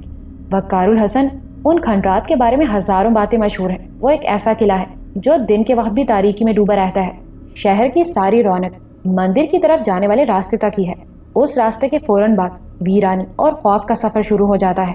وہ سانس لینے کے لیے رکا تو میں بول اٹھا، کیا تم وہاں گئے ہو؟ اندر نہیں گیا، اندر جانے کی ہمت نہیں تھی۔ بالیکا مندر کے احاطے سے جھانک کر اس طرف دیکھا تھا جہاں مندر کا احاطہ ختم ہوتا ہے۔ وہاں ایک ناہموار اور سرکنڈوں کی جھاڑیوں سے اٹا ہوا راستہ قلعے کی طرف جاتا ہے۔ کہا جاتا ہے کہ وہاں لوگ عموماً طاقت کو بڑھانے کے لیے دان دیتے ہیں۔ وہ مندر ان لوگوں کا مسکن ہے جو محبت حاصل کرنے کے لیے ہر ناجائز طریقہ استعمال کرتے ہیں، اور جب یہ طاقت حاصل ہو جاتی ہے تو وہ بھینٹ چڑھاتے ہیں، اپنے خون کی بھینٹ، اور خون کی یہ بھینٹ انہی کھنڈرات میں دی جاتی ہے۔ کیسے یہ میں نہیں جانتا، لیکن شرف الدین فرض کرو اگر سنہرے بابا نے واقعی بلایا ہو اور ہم نہ جائیں تو؟ وقار الحسن، کیا تم یہ یقین کر سکتے ہو کہ سنہرے بابا کسی ہیبت ناک بچے یا آدمی کے ذریعے تمہیں پیغام بھیج سکتے ہیں جو مجھے کتا نظر آ رہا تھا؟ اس کی بات پر میں اچھل پڑا۔ مجھے خورشید چاچا کا واقعہ یاد آ گیا۔ انہوں نے بھی تو 4 کتوں کا ذکر کیا تھا جو رحیمو کی لاش کو کھود کر نکالنا چاہتے تھے۔ ہاں یہ سادھو ہی ہو سکتا ہے، مگر وہ مجھے کیوں بلا رہا ہے؟ خوف کی تیز لہر ٹھنڈی سلاخ کی طرح میری کمر میں اتر گئی۔ وہ مجھ سے کیا چاہتا ہے شرف الدین؟ یہی بات تو اب تک سمجھ میں نہیں آئی کہ وہ تم سے کیا چاہتا ہے۔ کاش ہم نے اس روز سنہرے بابا کی بات مان لی ہوتی۔ وہ سیدھا ہو کر مونڈھے کی پشت سے ٹیک لگا کر بیٹھ گیا۔ اب کیا کریں؟ اماں سویرے والی ریل سے امروہہ جانا چاہتی ہیں۔ انہوں نے کہا ہے کہ ٹکٹ لے لوں۔ تایا بھی جانے کو تیار ہے۔ اماں کا کہنا ہے کہ خورشید چاچا کو بھی ساتھ لے لیا جائے۔ پھر یہاں کا کیا ہوگا؟ میرا مطلب ہے کہ اس مکان کا۔ میں چاہتا ہوں کہ خورشید چاچا یہیں رہیں تاکہ… اور یہ سادھو… میں اکیلا وہاں نہیں جاؤں گا شرف الدین، میں گھگیا رہا تھا۔ میں تمہارے ساتھ چلوں گا۔ میں جاننا چاہتا ہوں کہ وہ تم سے کیا چاہتا ہے اور وہ کون سی قوتیں ہیں جنہیں حاصل کرنا چاہتا ہے۔ وقار الحسن، میں پہلے ہی کہہ چکا ہوں کہ تم طاقتور ہو، بہت طاقتور۔ ایسا کرتے ہیں کہ فقیر بابا کے پاس چلتے ہیں۔ میں خوفزدہ تھا۔ میں نے شرف الدین کی بات کاٹ دی۔ چلنا چاہتے ہو تو ضرور چلو، میں انکار نہیں کروں گا، مگر وقار الحسن ایک بار اس سے ملنے میں کیا حرج ہے؟ میں تم سے کہہ چکا ہوں کہ حالات تمہیں اسی جانب کھینچ کر لے جانا چاہتے ہیں تو تم خود ہی اسی سمت قدم بڑھا دو۔ خود قدم بڑھاؤ گے تو اس سفر پر پر اعتماد رہو گے، اور اگر یوں شعبدے باز تمہیں لے گئے تو یوں ہی تمام عمر خوف کی بھیانک وادیوں میں گھٹ گھٹ کر سفر کرتے رہو گے۔ میں تمہاری جگہ ہوتا تو فیصلہ کرنے میں اتنا وقت نہ لیتا۔ میں تمہیں اپنے بھرپور تعاون کا یقین دلا چکا ہوں وقار الحسن، ہمت کرو۔ وہ ٹھیک کہہ رہا تھا۔ یہ اندیکھی قوتیں مجھے اور میری شخصیت کو مسخ کر چکی تھی۔ میں گویا ہوا میں معلق تھا، اور یہ کوئی بہتر صورتحال نہیں تھی۔ مجھے واقعی جلد از جلد فیصلہ کر لینا چاہیے تھا۔ ہر وقت عورتوں کی طرح ڈرتے رہنے سے میں ایک اندیکھے جال میں پھنستا جا رہا تھا۔ خوف کی کیفیت تو گویا میری نس نس میں لہو بن کر دوڑنے لگی تھی۔ تبھی میں نے فیصلہ کر لیا کہ میں حالات کو موڑ دوں گا، آنے والے وقت کی ڈور کو اپنے ہاتھ میں لے لوں گا۔ اب جو بھی ہو سو ہو، مگر یوں گھٹ گھٹ کر زندہ نہیں رہوں گا۔ زیادہ سے زیادہ یہی ہوگا نا کہ میں جان سے ہاتھ دھو بیٹھوں تو ٹھیک ہے، اگر خدا نے میری موت اسی طرح لکھی ہے تو میری مدافعت بھی کام نہیں آئے گی۔ کیا سوچنے لگے وقار الحسن؟ شرف الدین نے مجھے چونکا دیا۔ ہاں، میں نے سر اٹھا کر اسے دیکھا۔ اس کی کھوجتی ہوئی آنکھوں میں تجسس بھرا تھا۔ وہ میرے فیصلے کا منتظر تھا۔ میں اس کی دوستی پر فخر کر سکتا تھا۔ وہ سب کچھ جانتے بوجھتے بھی میرے ساتھ تھا اور آئندہ بھی میرے ساتھ ہونے کا وعدہ کر رہا تھا۔ میں مسکرا اٹھا۔ میرے ہونٹوں پر مسکراہٹ دیکھتے ہی اس کے چہرے کے تنے ہوئے عضلات ڈھیلے پڑ گئے، آنکھیں چمک اٹھیں اور وہ بے قراری سے میرے قریب سے رکایا۔ وقار الحسن، یہ اندیکھی دنیا ہمارے لیے بڑی پرکشش ہوگی۔ کاش تمہاری جگہ میں ہوتا۔ اب بھی خود کو میری جگہ ہی محسوس کرو۔ میں نے مسکرا کر کہا، شرف الدین تم ٹھیک کہتے ہو۔ جس راستے پر سفر کرنے کے لیے مجھے مجبور کیا جا رہا ہے، اسی راہ پر میں خود ہی قدم رکھ دوں تو وہی میرے لیے بہتر ہوگا۔ چلو آج رات یہ بھی دیکھ لیتے ہیں۔ زبردست، اس نے نعرہ مارا۔ کس وقت بلایا ہے اس نے؟ سورج ڈوبنے کے 2 گھنٹے بعد۔ دیکھو وقار الحسن، اب چند باتوں کو ذہن نشین کر لو۔ ایک تو خود کو اس کے سامنے کمزور ظاہر مت کرنا، بڑے دبنگ لہجے میں بات کرنا اور یوں ظاہر کرنا جیسا تمہیں اپنی قوتوں کا پورا ادراک ہے۔ یہ تو تم جان ہی چکے ہو کہ تم میں ایسی کوئی قوت ہے جو اس میں نہیں، اور وہی وہ حاصل کرنا چاہتا ہے۔ گویا تم اس سے زیادہ طاقتور ہو۔ یقین کرو کہ یہ احساس ہوتے ہی کہ تم اس سے اور اس کی چالوں سے قطعی خوفزدہ نہیں ہو، وہ دب جائے گا۔ ٹھیک ہے، آج یا تو آر یا پھر پار، میں نے کھڑے ہوتے ہوئے کہا۔ یہ فیصلہ کرتے ہی مجھے یوں لگا تھا جیسے میرے اندر غیر معمولی تبدیلی آ گئی ہو، جیسے میں اپنے قد سے بڑھ گیا ہوں۔ میں اپنے آپ کو زیادہ پر اعتماد محسوس کر رہا تھا۔ اس تبدیلی نے مجھے اس گھٹن کی کیفیت سے بھی نکال لیا جو جانے کب سے میرے وجود پر طاری تھی۔ مجھے کھڑا ہوتے دیکھ کر شرف الدین نے پوچھا، پھر کیا پروگرام ہے؟ اس کی اس طرح بھی کیفیت مجھ سے چھپی ہوئی نہیں تھی۔ چلو پہلے گھر جائیں گے، کل کے ٹکٹ بھی لے لیں گے تاکہ اماں مطمئن ہو جائیں۔ میرا خیال ہے کہ یہ ٹکٹ کل ہی لیں، وہ جھجک کر بولا۔ میں چونک اٹھا۔ کیوں؟ کیا تمہیں گمان ہے کہ ہم کل نہیں جا سکیں گے؟ یہ بات نہیں، وہ جلدی سے بولا۔ ہمیں ٹکٹ آسانی سے مل جائے گی، ریل کا وقت مقرر ہے جو ذہن پر بار گزرے گا۔ ریل نکل بھی گئی تو ہم بس سے جا سکتے ہیں۔ اس کی بات معقول تھی، ریل کی نسبت بس جلدی پہنچا دیتی تھی، اس لیے میں بھی خاموش ہو گیا۔ ٹھیک ہے، گھر تو چلو۔ وہ سر ہلا کر اندر چلا گیا۔ غالباً وہ اپنے چچا زاد کو بتانے گیا تھا۔ کچھ ہی دیر بعد وہ واپس آ گیا۔ اس کے کھلے گریبان سے جھانکتا ہوا کالا دھاگا مجھے حیران کر گیا۔ یہ کیا ہے؟ میں نے اس دھاگے کی طرف اشارہ کر کے پوچھا۔ موم جامے میں آیت الکرسی ہے، یہ اماں نے مجھے کافی عرصہ پہلے دیا تھا، مگر اس نے گریبان سے تعویذ نکال کر مجھے دکھایا۔ اس میں اتنی بڑی تبدیلی نے مجھے واقعی حیرت زدہ کر دیا۔ مجھے وہ شرف الدین یاد آ گیا جو پہلی رات میرے ساتھ حویلی میں رہا تھا، تو اس نے 1000 تعویلیں اور دلائل دیے تھے کہ یہ سب باتیں جہالت ہیں، آدمی کی نفسیات کا کھیل ہے، وہ جو چاہے سوچ سکتا ہے، جو چاہے دیکھ سکتا ہے۔ اسے روحوں، جنوں اور بھوتوں پر یقین ہی نہیں تھا، اس لیے وہ تعویذ گنڈوں کو بھی قطعی نہیں مانتا تھا۔ اس نے بارہا میرے گلے میں پڑے ہوئے تعویذ، جسے ابا نے اسم اعظم بتایا تھا، کا کئی بار مذاق اڑایا تھا، اور نوبت یہاں تک آ گئی تھی کہ میں اسے چھپا کر پہنا کرتا تھا۔ آج وہی شرف الدین آیت الکرسی کو موم جامے میں لپیٹ کر گلے میں ڈال چکا تھا۔ بہرحال یہ تبدیلی میرے لیے خوش آئند تھی۔ میری دلی خواہش تھی کہ اسے کوئی نقصان نہ پہنچے۔ اچھا کیا شرف الدین، اس کی اہمیت اپنی جگہ مسلمہ ہے۔ میں نے اس کے چہرے پر خجالت کے آثار دیکھ کر کہا۔ شاید ماضی کا شرف الدین اسے بھی یاد آ گیا تھا۔ ہم دونوں وہاں سے نکل کے گھر کی طرف چل پڑے۔ سورج کا رنگ نارنجی ہو گیا تھا، آسمان کا مشرقی کنارہ سرمئی ہو چکا تھا، سورج ڈوبنے میں زیادہ وقت نہیں تھا۔ ابھی ہم راستے میں تھے کہ مغرب کی آذان ہو گئی۔ میں اور شرف الدین غیر ارادی طور پر سبز گنبد والی مسجد کی طرف مڑ گئے۔ میں وہاں نماز ادا کرنا چاہتا تھا، غالباً ایسا ہی شرف الدین نے بھی چاہا تھا۔ ہم دونوں کے ذہن گویا اس لمحے ایک ہی سانچے میں ڈھل چکے تھے۔ میں اور شرف الدین یہ محسوس کرتے ہی مسکرا اٹھے۔ ہم نے رفتار تیز کر دی۔ کچھ ہی دیر بعد ہم سبز گنبد والی مسجد پہنچ گئے۔ میں نے اور شرف الدین نے وضو کیا اور جماعت میں کھڑے ہو گئے۔ میں آخری صف میں کھڑا تھا، میرے دائیں طرف کوئی بھی نہ تھا۔ میں نے جو ہی نیت باندھ کر تکبیر پڑھی، مجھے لگا جیسے میرے دائیں جانب کوئی آ کر کھڑا ہو گیا ہے۔ وہ مجھے نظر نہیں آ رہا تھا، مگر اس کی موجودگی کا احساس بڑا پختہ تھا۔ مجھے اس آنے والے کی مدھم سانسیں صاف سنائی دے رہی تھیں۔ کبھی کبھی مجھے یوں لگتا جیسے میرے دائیں بازو کی طرف میرے کپڑوں سے کوئی چیز مس ہوئی ہے، اور سب سے بڑی بات، اس کے آتے ہی میرے نتنوں میں ایک مخصوص سے خوشبو گھس گئی تھی۔ یہ خوشبو مانوس سی تھی۔ پہلے تو میں کچھ الجھا، مگر بہت جلد میں نے خود پر قابو پا لیا اور اپنا تمام دھیان نماز کی طرف مبذول کر لیا۔ نماز ختم کر کے میں نے جو ہی سلام پھیرا تو برابر میں کھڑی شخصیت کا احساس شدت سے ہوا۔ آنکھوں میں تراوٹ سی اترتی محسوس ہوئی۔ میں نے سلام پھیرنے کے لیے منہ دوسری جانب کیا اور پھر دعا کے لیے ہاتھ اٹھا دیے۔ میں خدا سے اپنی کامیابی کی دعا مانگ رہا تھا۔ میں شیطان سے پناہ کی دعا کر رہا تھا، عذابوں اور شیطانی کاموں سے پناہ مانگ رہا تھا۔ دونوں ہاتھ اٹھے ہوئے تھے، آنکھیں بند تھی اور ارد گرد وہی مانوس سے خوشبو پھیلی ہوئی تھی۔ نماز ختم ہوتے ہی میں پھر اسی جانب متوجہ ہو گیا۔ میری نگاہیں جو ہی چٹائی پر پڑی، میں دم بخود رہ گیا۔ وہاں کسی کی ایک انگوٹھی رکھی تھی، میں ابھی دیکھ ہی رہا تھا۔ اچانک یوں لگا جیسے کو مجھے وہ انگوٹھی اٹھا لینے کا حکم دے رہا ہو۔ میں جھک کر انگوٹھی اٹھا کر سیدھا ہو گیا۔ عین سامنے وہی براق، خوبصورت اور پروقار سی بلی تھی جو پلک جھپکتے ہی غائب ہو گئی۔ بکار الحسن، چلیں، یہ شرف الدین تھا۔ میں نے جلدی سے وہ انگوٹھی اپنی انگلی میں پہن لی اور سیڑھیوں کی جانب چل پڑا۔ راستے بھر میرا ذہن اسی انگوٹھی اور بلی میں محو رہا۔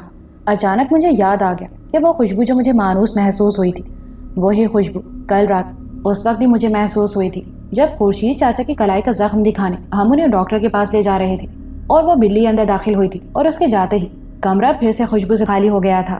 یہ یاد آتے ہی میرے اندر اطمینان ہو گیا۔ اب میں خود کو زیادہ پر اعتماد محسوس کر رہا تھا۔ میں جان چکا تھا کہ کوئی اندھے کی طاقت میرے ساتھ ہے۔ غالباً اسے علم ہو چکا تھا کہ آج میں اسی سادھو سے ملنے کا فیصلہ کر چکا ہوں۔ شرف الدین نامعلوم کے ان سوچوں میں تھا۔ بہرحال اسی خاموشی میں گھر تک کا فاصلہ کٹ گیا۔ اب سورج ڈوب چکا تھا، اس کی ٹھنڈی کرنیں پورے علاقے کو اپنی لپیٹ میں لیے ہوئے تھی اور ان کی نارنجی روشنی آہستہ آہستہ معدوم ہوتی جا رہی تھی۔ گویا اب ہمارے پاس صرف 2 گھنٹے تھے۔ ہم گھر پہنچے تو دروازہ کھلا ہوا تھا۔ یہ غیر متوقع بات تھی، بیرونی دروازہ ہمیشہ بند رہتا تھا۔ میں نے ہاتھ لگایا تو وہ کھلتا چلا گیا۔ اندر داخل ہوتے ہی مجھے کسی گڑبڑ کا احساس ہوا۔ اماں، تائی، پھوپھی، چچی اور دونوں بہنیں ہونکوں کی طرح بیچ آنگن میں کھڑی تھیں۔ مجھے دیکھتے ہی اماں میری طرف لپکی۔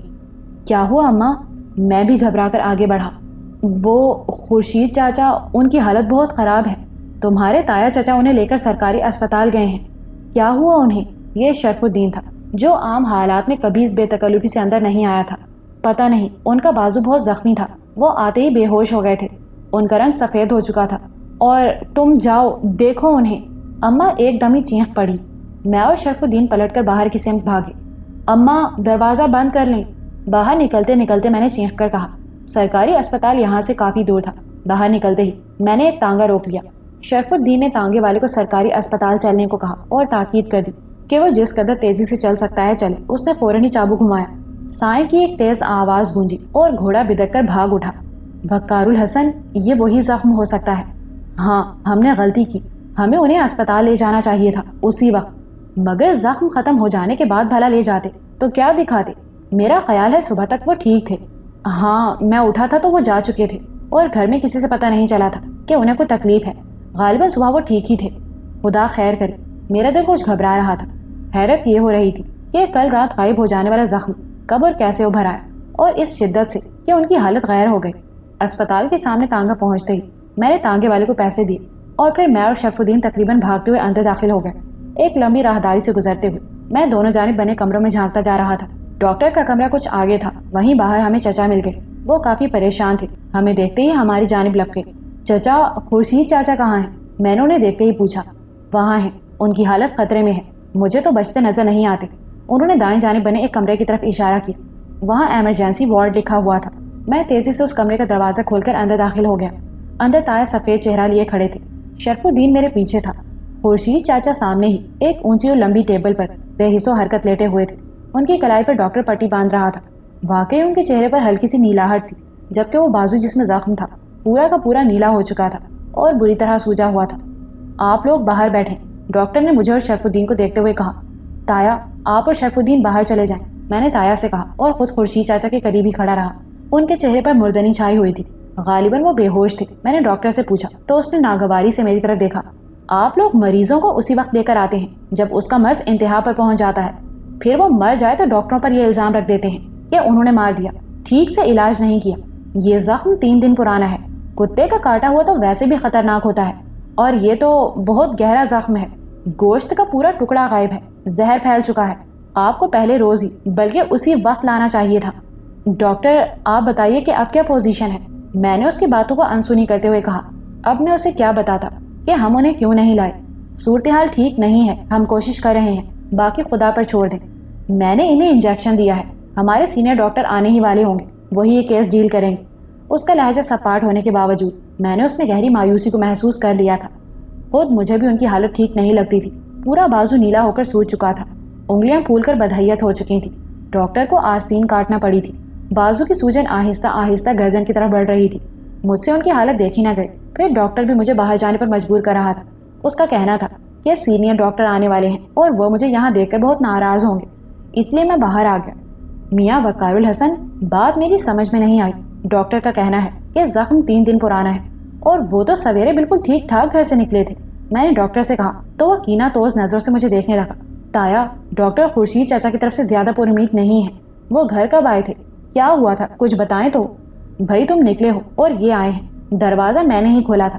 یہ پسینے سے شرابور گھبرائے ہوئے سے تھے، ہاتھ پر بلکہ پورے بازو پر انہوں نے ایک کپڑا سا لپیٹا ہوا تھا، چہرہ نیلا ہو رہا تھا۔ میں نے جلدی سے بڑھ کر انہیں سنبھالا، ان سے چلا نہیں جا رہا تھا، پتہ نہیں گھر تک کیسے پہنچے ہوں گے۔ آتے ہی انہوں نے تمہارے بارے میں پوچھا۔ میں انہیں لیے ہوئے اندر آ گیا اور میں نے انہیں بتایا کہ تم شرف الدین کی طرف گئے ہو۔ پھر میں نے ان سے پوچھا کہ انہیں کیا ہوا ہے۔ اتنا سن کر انہوں نے اپنے بازو پر لپٹا کپڑا اتار دیا۔ وقار الحسن، میں دیکھ نہیں سکا، منہ پھیر لیا تھا میں نے۔ ان کا زخم سڑ چکا تھا، اس میں پیپ پڑی ہوئی تھی اور اس زخم سے بڑی ناگوار بو اٹھ رہی تھی۔ پھر میرے دیکھتے ہی دیکھتے وہ لڑکھڑائے۔ انہوں نے بامشکل یہ بتایا کہ انہیں کتے نے کاٹ لیا تھا، پھر وہ بے ہوش ہو گئے۔ میں اور تمہارے چچا انہیں اٹھا کر بھاگے، تبھی سے لے کر اب تک یہ بے ہوش پڑے ہیں۔ ڈاکٹر نے زخم صاف کر کے پٹی تو باندھ دی ہے، مگر لگتا ہے کہ زہر پورے بدن میں پھیل چکا ہے۔ بات کرتے کرتے تایا کی آنکھیں بھیگ گئیں۔ میں بھی آنکھوں میں آنسو چھپانے کی کوشش کر رہا تھا۔ خورشید چاچا ہمارے بزرگ کی سی حیثیت رکھتے تھے، دادا کے زمانے سے انہوں نے زمینوں کا سارا نظام سنبھالا ہوا تھا۔ وہ بابا کو بالکل اپنے بچوں کی طرح چاہتے تھے، حالانکہ وہ بابا سے صرف 1-2 سال ہی بڑے ہوں گے، اور بابا کے بعد انہوں نے مجھے کبھی کسی پریشانی کا سامنا نہیں ہونے دیا۔ وہ جس قدر دیانتداری سے زمینوں کا سارے نظام سنبھالے ہوئے تھے، اس سے بہتر طریقے سے کوئی اور سنبھال ہی نہیں سکتا تھا۔ مجھ پر تو انہوں نے کوئی ذمہ داری ڈالی ہی نہیں تھی، حالانکہ اماں نے ان سے کئی بار کہا تھا کہ آپ وقار الحسن کو رفتہ رفتہ کام سمجھا دیں تاکہ کسی قابل ہو سکے، مگر ہمیشہ انہوں نے یہ کہہ کر ٹال دیا کہ بچہ ہے، ابھی تو اس کے کھیلنے کھانے کے دن ہیں۔ تم اگر یہ ذمہ داری میرے ہاتھ سے واپس لینا چاہتی ہو تو دوسری بات ہے، ورنہ وقار کو اتنی بڑی ذمہ داری سونپنا بھی بہتر نہیں ہے۔ اگر خورشید چاچا کو کچھ ہو جاتا تو میں جانتا تھا کہ یہ خلا پر کرنا ہمارے بس میں نہ ہوگا۔ سب سے زیادہ دکھ مجھے اس بات کا تھا کہ وہ میری وجہ سے اس افتاد سے دو چار ہوئے تھے۔ انہیں کچھ ہو جاتا تو میں ساری زندگی خود کو معاف نہ کر پاتا۔ میں نے شرف الدین کو ان کی کیفیت سے آگاہ کیا اور ہم دونوں پریشان ہو کر کمرے کی کھڑکی سے اندر جھانکنے لگے، جہاں 2-3 ڈاکٹر خورشید چاچا کی میز کو گھیرے کھڑے تھے۔ اچانک میں نے ڈاکٹرز کو باہر آتے دیکھا۔ میں اور شرف الدین جلدی سے دروازے کی طرف بڑھے۔ آپ ان کے ساتھ ہیں؟ ڈاکٹر نے مجھے دیکھتے ہی پوچھا۔ وہ سینئر ڈاکٹر وسیم الرحمان تھے۔ جی، میں نے فوراً کہا، ہمیں ان کا بازو کاٹنا پڑے گا۔ زہر ابھی بدن میں پوری طرح نہیں پھیلا ہے، البتہ بازو میں زہر پوری طرح سرایت کر چکا ہے۔ ہمیں ان کے بچنے کی امید کم ہے، لیکن بازو کاٹ کر ہم ایک کوشش ضرور کر سکتے ہیں۔ یہ سنتے ہی میرے بدن میں چونٹیاں سی رینگ گئی۔ شرف الدین کے علاوہ چچا اور تایا بھی فک ہو گئے تھے۔ آئیے، آپ کو فارم پر دستخط کرنا ہے۔ یہ آپ کے کون ہیں؟ چچا ہیں میرے، بے اختیار میرے منہ سے نکلا۔ یہ میرے تایا ہیں۔ میں نے تایا کی طرف اشارہ کیا۔ ٹھیک ہے، تو پھر آپ آئیے، انہوں نے تایا سے کہا۔ تایا اور ڈاکٹر اندر چلے گئے۔ تھوڑی دیر بعد ہی تایا واپس آ گئے۔ خورشید چاچا کو فوری طور پر آپریشن تھیٹر لے جایا گیا۔ سورج ڈوبے ہوئے گھنٹہ بھر ہو چکا تھا۔ میرے ذہن سے وہ سارا پروگرام نکل چکا تھا۔ اتنا ہوش ہی کسے تھا کہ اس بارے میں سوچتا۔ مجھے خورشید چاچا کی فکر تھی۔ میں ان کی زندگی کی دعائیں کر رہا تھا۔ تایا نے چچا کو گھر بھیج دیا تھا تاکہ اماں وغیرہ کو حالت بتا سکے۔ ویسے بھی گھر میں صرف خواتین رہ گئی تھیں۔ چچا کے چلے جانے پر میں بھی مطمئن ہو گیا۔ مجھے گھر کی بھی فکر تھی۔ شرف الدین بھی خاموش اور گمسم تھا۔ میں نہیں جانتا کہ وہ کیا سوچ رہا تھا۔ خورشید چاچا کو آپریشن تھیٹر گئے ابھی بامشکل آدھا ہی گھنٹہ ہوا تھا کہ ان کی موت کی اطلاع مل گئی۔ ایک گہرا سناٹا سا تھا جو ہم سب کے اندر اترتا چلا گیا۔ ڈاکٹر کا کہنا تھا کہ زہر بہت تیزی سے بدن میں پھیلا ہے، بازو کاٹنے سے پہلے ہی وہ ختم ہو چکے تھے۔ ان کی موت کی خبر ہے جو سناٹا مجھ میں پھیلایا تھا وہ بہت جلد ٹوٹ گیا۔ غیظ و غضب میرے وجود میں بے پناہ شور پیدا کر رہا تھا۔ میرا جی چاہ رہا تھا کہ میں اڑ کر اس سادھو تک پہنچ جاؤں اور اس کے ٹکڑے اڑا دوں۔ میں نے خود نے طوفان سے اٹھتے محسوس کیے۔ میں نہیں جانتا کہ میں کس طرح خورشید چاچا کی میت لے کر گھر پہنچا۔ میت گھر پہنچتے ہی گویا کوہرام مچ گیا۔ یوں لگ رہا تھا جیسے ہمارے ہی گھر کا کوئی اہم فرد ہم سے بچھڑ گیا ہو۔ وہ واقعی ہمارے گھر کے فرد کی طرح تھے۔ ان کی تمام زندگی ہماری حویلی یا زمین پر گزری تھی۔ ان کا دنیا میں صرف ایک بھائی اور بھتیجا تھا۔ وہ بھائی ہماری زمین پر بنے اس مکان میں ہی رہتے تھے جہاں خورشید چاچا ہوتے تھے۔ بھتیجا تو امروہہ میں رہتا تھا کیونکہ اس کی بیوی اور بچہ وہاں تھے۔ خورشید چاچا نے شادی نہیں کی تھی اور بھائی کی بیوی زمانہ پہلے مر چکی تھی۔ چاچا کے بھائی اور بھتیجے کو اطلاع دینا ضروری تھا۔ میں نے شرف الدین کو زمینوں پر بھیج دیا۔ میں جانتا تھا کہ اسے جانے اور واپس آنے میں کم از کم 4 گھنٹے تو لگ ہی جائیں گے۔ ڈاکٹر نے کہا تھا کہ انہیں جلد از جلد دفنا دیا جائے، مگر تایا اس حق میں نہ تھے۔ ان کا کہنا تھا کہ بھائی اور بھتیجا آ جائے تو دفنایا جائے۔ وہ رات پھر ہم پر عذاب بن کر آئی تھی۔ ان کے غسل و کفن کا انتظام کرنے کے بعد میں عشاء کی نماز پڑھنے کھڑا ہو گیا۔ تبھی مجھے یاد آیا کہ ہمیں سورج ڈوبنے کے 2 گھنٹے بعد بالیکا مندر کے پیچھے بلوایا گیا تھا، مگر اب تو سورج ڈوبے بہت دیر ہو چکی تھی۔ میرا جی چاہ رہا تھا کہ میں ابھی اور اسی وقت وہاں پہنچ جاؤں، مگر خورشید چاچا کو دفنائے بغیر میرا غائب ہونا ٹھیک نہیں تھا۔ میں گھر والوں کو کیا کہتا کہ کہاں جا رہا ہوں؟ میں نے نماز پڑھی، اپنی طبیعت پر قابو پانے کی کوشش کرتا رہا اور خدا سے دعا کی کہ مجھے طاقت عطا کر، یا اگر میرے اندر کوئی ایسی طاقت ہے تو مجھے اس سے آگاہی دے تاکہ میں ان شیطانی چکروں سے نکل سکوں۔ ان حالات میں خورشید چاچا کی موت میرے لیے بڑا نقصان تھا جسے برداشت کرنا بے حد مشکل تھا۔ میں کافی دیر تک جائے نماز پر بیٹھا روتا رہا۔ مجھے خورشید چاچا کی ایک ایک بات یاد آ رہی تھی۔ ان کی محبت، شفقت اور خلوص بھول نہیں سکتا تھا۔ میں تو سمجھتا تھا کہ جب تک میں اس دنیا میں ہوں خورشید چاچا میرے ساتھ ہیں۔ وہ ہر مشکل وقت پر میرے کام آئے تھے اور ہمیشہ کام آتے رہیں گے۔ میں نے سوچا بھی نہ تھا کہ ایسی بھیانک موت انہیں مجھ سے جدا کر دے گی۔ یہ احساس زیادہ شدید تھا کہ وہ میری وجہ سے اس موت کا شکار ہوئے ہیں۔ رات کا پچھلا پہر تھا۔ خورشید چاچا کے بھائی اور بھتیجا جو ان دنوں زمین پر ہی تھے دونوں آ گئے۔ اس سے قبل گھر میں جو موت کا سناٹا طاری ہو چکا تھا اس میں جیسے دراڑیں سی پڑ گئیں۔ ایک دبا دبا طوفان اٹھا۔ تایا جو تھک کر ذرا کمر ٹیکنے کو لیٹ گئے تھے وہ پھر اٹھ بیٹھے۔ بہنیں، پھوپھی اور گھر کی دوسری عورتیں جو کلام پاک کی تلاوت کر رہی تھیں لمحہ بھر کو چپ ہو کر بھائی اور بھتیجے کی آہوزاریاں سننے لگی۔ میں تھوڑی دیر ان لوگوں کے ساتھ بیٹھ کر شرف الدین کے پاس چلا آیا جو بیٹھک میں اوندھا پڑا تھا۔ اس قدر لمبا سفر، وہ بھی کسی وقفے کے بغیر، کافی تھکا دینے والا تھا۔ پھر اس کی ذہنی حالت بھی مجھ سے کچھ مختلف نہ تھی۔ میں جانتا تھا کہ خورشید چاچا کی موت نے اسے بھی دھچکا پہنچایا ہوگا۔ مجھے دیکھ کر شرف الدین اٹھ بیٹھا۔ وقار، اب تمہارا میدان میں آنا ناگزیر ہو گیا ہے۔ کیا تم چاہتے ہو کہ ہم سب ایک ایک کر کے موت کے منہ میں چلے جائیں؟ میں فیصلہ کر چکا ہوں شرف الدین، اگر مجھ میں کوئی غیر معمولی طاقت نہیں ہے تو بھی مرد تو ہوں نا. میرے مضبوط بازوؤں میں اتنی طاقت تو ہے کہ میں اس سادھو کی گردن مڑوڑ دوں, اس کے چہرے پر اتنے گھونسے برساؤں کہ اس کا چہرہ بگڑ جائے. وہ شعبدہ باز, وہ کیا کر لے گا؟ زیادہ سے زیادہ مجھے مار ہی تو دے گا. اگر میں نے اسے نقصان پہنچا دیا تو پھر مجھے مرنے میں بھی قباحت نہیں. ایسی خوفناک زندگی سے موت بہتر ہے. یوں روز روز مرنے کی اذیت سے تو بچ سکوں گا نا. میں سخت غصے میں تھا اور فیصلہ کر چکا تھا کہ میں اب خود چل کر اس کے پاس جاؤں گا اور اسے ایسا جواب دوں گا کہ وہ ساری شعبدہ بازی بھول جائے گا. میرے تیور دیکھ کر شرف الدین کھیل اٹھا. میں تمہارے ساتھ ہوں وقار الحسن. بدی کی طاقت کے خلاف لڑتے ہو موت کے منہ میں کود جانا جہاد ہے, اور میں یہ شرف ضرور حاصل کروں گا. اب یہی میرا منصب ہے. ہم دونوں فیصلہ کر چکے تھے. مجھے تو اپنے اندر آتش فشاں سے ابلتا محسوس ہو رہا تھا. میں اس آتش فشاں کو ٹھنڈا کرنا چاہتا تھا. آج کی رات تو گزر چکی تھی, مگر میں نے تہیہ کر لیا تھا کہ میں کل ہی رات اس طرف جاؤں گا. میں نے سوچ لیا کہ اماں کو امروہہ جانے سے روک دوں گا. اگر انہوں نے بہت ضروری جانا ہو تو تایا کے ساتھ روانہ کر دوں گا, مگر میں معذرت کر لوں گا.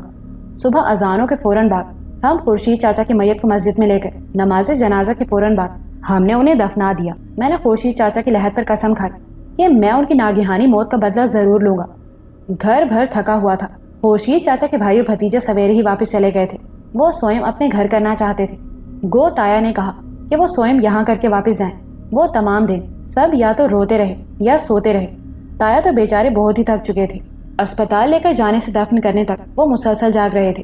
اماں نے اسی روز امروہہ جانے کا ارادہ ترک کر دیا تھا. میں نے بھی اس پر زور دیا کہ ہمیں سوئم کے بعد ہی امروہہ جانا چاہیے. وہ مان گئی تھی. اب میں اور شرف الدین اس رات سادھو کے پاس جانے کا فیصلہ کر چکے تھے.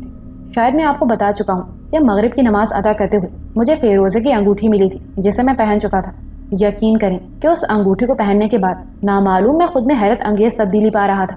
مجھے اپنا قد اونچا لگ رہا تھا, یعنی میں اپنی اس لجلجی سی کیفیت یا شخصیت سے باہر آ چکا تھا جو اب سے پہلے محسوس ہوتی تھی. آپ نے میرے گزشتہ حالات سے اندازہ لگا لیا ہوگا کہ میں بہت ڈرپوک, بزدل, شرمیلا اور احساس کمتری کا شکار لڑکا تھا. کسی کی ذرا سی بات پر خوف سے پیلا پڑ جاتا, اماں کے گھٹنوں پر سر رکھ کر سب باتیں بتا دیتا یا شرف الدین کا سہارا لیتا, ہر آہٹ پر سہم جاتا.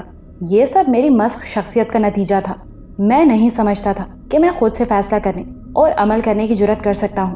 مطلب یہ کہ میں نے خود میں ایک بچے کو پایا تھا, مگر ایک بھرپور مرد جو اپنا دکھ سکھ اکیلا برداشت کرتا ہے, اپنی رائے, اپنی سوچ اور اپنے طریقہ کار سے مطمئن رہتا ہے, مجھ میں نہیں تھا. لیکن انگوٹھی کو پہننے کے بعد میں نے اپنی شخصیت میں اور اپنی رائے میں جو استحکام اور اپنی سوچ میں جو تبدیلی محسوس کی تھی وہ حیرت انگیز تھی. مجھے یوں لگا تھا کہ میں اپنے اندر گہرا ہو گیا ہوں, سوچنے سمجھنے اور پرکھنے میں انفرادیت کا حامل ہو چکا ہوں. کسی بھی شخص کے لیے تبدیلی معمولی نہیں ہوتی. جس میں بھی یہ تبدیلی آتی ہے اسے یوں لگتا ہے جیسے اس نے زمین پر قدم پہلی بار جما کر رکھا ہو, جیسے بہت سے دھندلے نظر آنے والے مناظر صاف اور واضح نظر آنے لگے ہوں. ہر چیز اور ہر بات کی گہرائی ایک خاص نقطہ نظر اختیار کر گئی ہو. غالباً یہ اسی تبدیلی کا رد عمل تھا کہ میں نے ایک تہیہ کر لیا, اور اس فیصلے کے بعد میں نے کوئی خوف, کوئی کمزوری محسوس نہیں کی. یہ تبدیلی خوش آئین تھی. اس تبدیلی نے آگے چل کر میری زندگی کا رخ موڑ دیا. آفات جس قدر شدت سے آئیں اسے میں نے اسی قدر شدت سے برداشت بھی کر لیا. آج میں سوچتا ہوں تو کانپ اٹھتا ہوں کہ اگر اس وقت بھی میں وہی کمزور اور ہر بات پر گھگیانے والا وقار الحسن ہوتا تو کیا اب تک زندہ ہوتا. کیسے کیسے دل خراش مناظر تھے جنہوں نے میری آنکھوں میں خوف بھر دیا تھا, مگر میں پھر آنکھیں پونچھ کر اٹھ کھڑا ہوا. معاف کیجیے گا, شاید میں زیادہ ہی جذباتی ہو گیا تھا.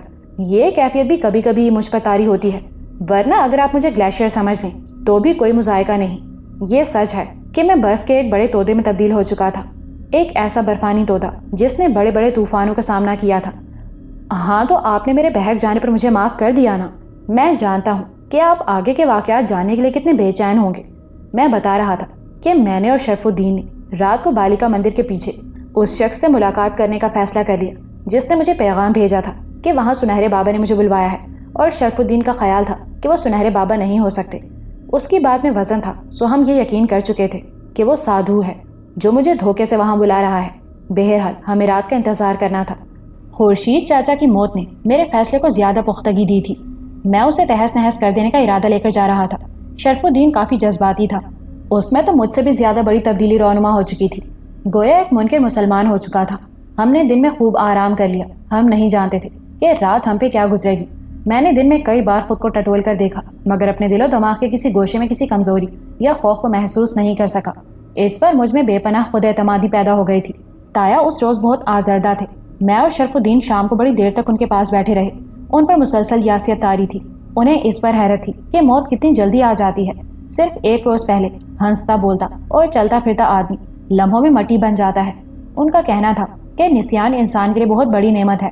वो लम्हा भर को अगर मौत जैसी ठोस और मुसल्लम हकीकत से आशना होकर फानी दुनिया से बेजार हो भी जाए तो बस चंद ही लम्हों में सब कुछ भूल जाता है।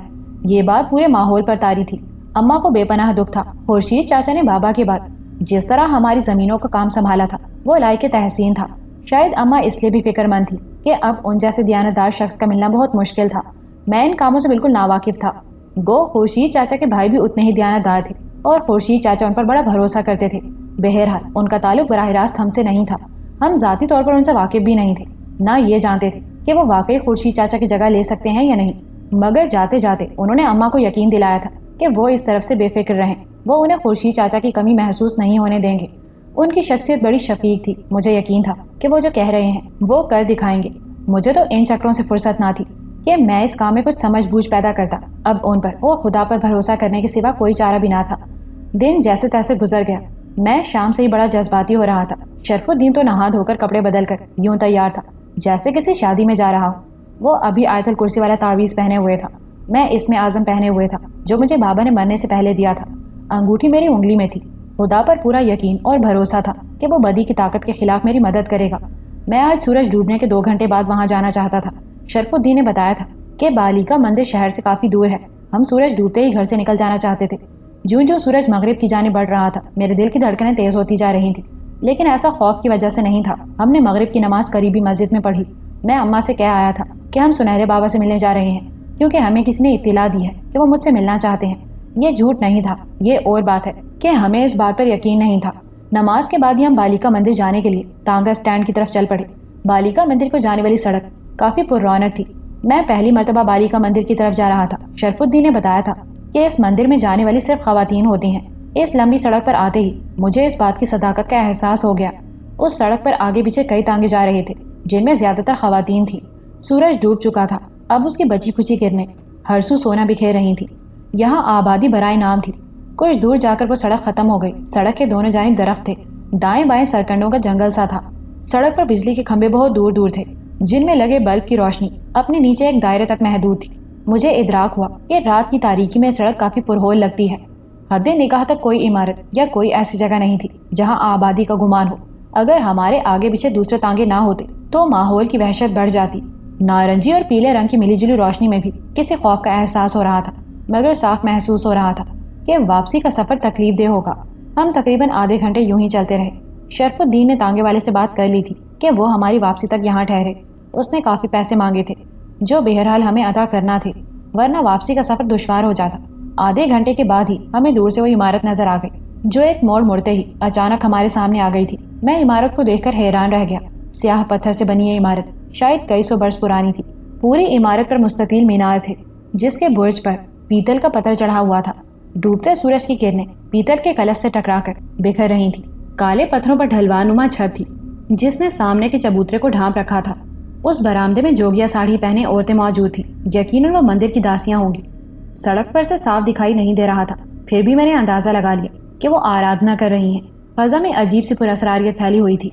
सतूनों पर आवेजा मशलों की यरकान ज़दा रोशनी शाम के धुंधलके की हैबत को मजीद बढ़ा रही थी। मैंने दालान के सामने तांगा रुकवा लिया जबकि दूसरे तांगे इमारत के इंतहाई बाएं जानिब बने एक छोटे से मैदान में खड़े थे। शायद यहाँ आने वाले तांगे वालों को रोक लेते थे ताकि उसमें जा सकें, क्योंकि इस तरफ ट्रैफिक नहीं था, ना आबादी थी कि दूसरे तांगे या बस वगैरह मिल जाती। मैंने देखा कि तांगे से उतरने वाली औरतें हाथों में गेंदे के फूल और कच्चे मट्टी के प्याले लिए अंदर जा रही थी। एक अजीब बात यह थी कि हर औरत ने गेरवी रंग की साड़ी बांध रखी थी। लंबे बालों में गेंदे के फूलों की लंबी लड़ियां झूल रही थी। वो सब नंगे पांव थी। पैरों में पड़ी पायल की छनकार अजीब सा तासुर दे रही थी। उनके खूबसूरत चमकदार चेहरों पर अजीब दबा दबा जोश था। कुछ पा लेने की चमक थी। पेशानियों पर सिंदूर से बनी गहरे सुर्ख रंग की बिंदिया और आंखों में काजल था। डूबते सूरज की सुनहरी किरणों में उन लड़कियों के मुतनासिब जिस्म, खूबसूरत लिबास और चमकते चेहरे बहुत खूबसूरत मंजर पेश कर रहे थे। वो सब औरतें पतले दरवाजे से अंदर चली गईं। यूं लग रहा था जैसे जो मंजर लम्हा भर पहले मेरी आंखों में था वो एक दिलकश ख्वाब था, क्योंकि अब वहाँ पुरहोल सन्नाटा था। मशलों की थरथराई हुई रोशनी जमीन पर पड़कर अजीब सा तासुर दे रही थी। इस इमारत के पीछे डूबते सूरज की गहरी नारंगी रोशनी थी जिसमें यह स्याह इमारत मजीद स्याह लग रही थी। یہ ایک بہت حسین اور دل فریب منظر تھا جو آج تک میری نگاہوں میں رہ گیا۔ میں نے تانگے سے اتر کر قدم اسی دروازے کی طرف بڑھائے۔ اے میاں، اس طرف کہاں چل دیے؟ شرف الدین نے لپک کر میرا ہاتھ پکڑ لیا۔ کیوں، اور کہاں جانا ہے؟ یہ بالیکا مندر ہے نا؟ جی ہاں، یہ بالیکا مندر ہے، مگر ہمیں اس مندر میں نہیں، اس کے پیچھے بنے کھنڈرات میں جانا ہے۔ اوہ، مجھے اچانک یاد آ گیا کہ وہ ٹھیک کہہ رہا ہے۔ میں رک گیا۔ اس وقت تانگے والے نے ہمیں آواز دے لی، بابو صاحب، آپ کتنی دیر میں واپس آ رہے ہو؟ ہم لوگ یہاں زیادہ دیر نہیں ٹھہریں گے۔ ہم لوگ؟ میں نے چونک کر کہا، کیونکہ تانگے والا تو تنہا تھا۔ ہاں، یعنی ہم اور ہمارا گھوڑا۔ ہم دونوں سویرے ہی سو جاتے ہیں اور پھر سویرے ہی اٹھ جاتے ہیں۔ ویسے بھی یہاں زیادہ دیر کوئی نہیں ٹھہرتا، مگر لگتا ہے آپ چھوکرا لوگ سب کو بھیج کر ہی جائیں گے، اپنی پتنیاں جو ساتھ نہیں ہیں۔ اس نے دائیں آنکھ بند کر کے بڑے کمینے انداز میں کہا۔ میں غصے میں آگے بڑھا، مگر شرف الدین نے میرا ہاتھ دبا کر مجھے چپ رہنے کا اشارہ کیا۔ ہمارا بھاڑا دے دیجئے، کیا جانے آپ لوگ کب لوٹیں؟ ویسے ہم انتظار کریں گے، مگر ہمارا تمہارا کتنا بھاڑا طے ہوا ہے؟ شرف الدین نے اس سے سوال کیا۔ 2.5 آنے، اس نے فوراً جواب دیا۔ ہم تمہیں 5 آنے دیں گے۔ یہ سن کر اس کا منہ کھلا کا کھلا رہ گیا۔ 5 آنے؟ ٹھیک ہے، ہم انتظار کریں گے، مگر یہ پیسہ آپ کو پہلے دینا ہوگا۔ میں نے جیب سے 5 آنے نکال کر اس کے حوالے کر دیے، جنہیں جیب میں ڈالتے ہی اس نے سر پر بندھا پگڑی نما چوخانے کا کپڑا کھول کر اسے جھاڑا اور تانگے کی پچھلی سیٹ پر بچھا دیا۔ بس اب ہم سو رہے ہیں، جب آپ آؤ گے تو اٹھا دینا۔ شرف الدین اس کی بات سن کر مسکرایا اور میرا ہاتھ پکڑ کر پلٹ گیا۔ اس مندر کے چاروں طرف 3 فٹ اونچا احاطہ بنا ہوا تھا۔ احاطے کی یہ دیوار بھی کالے پتھر کی تھی۔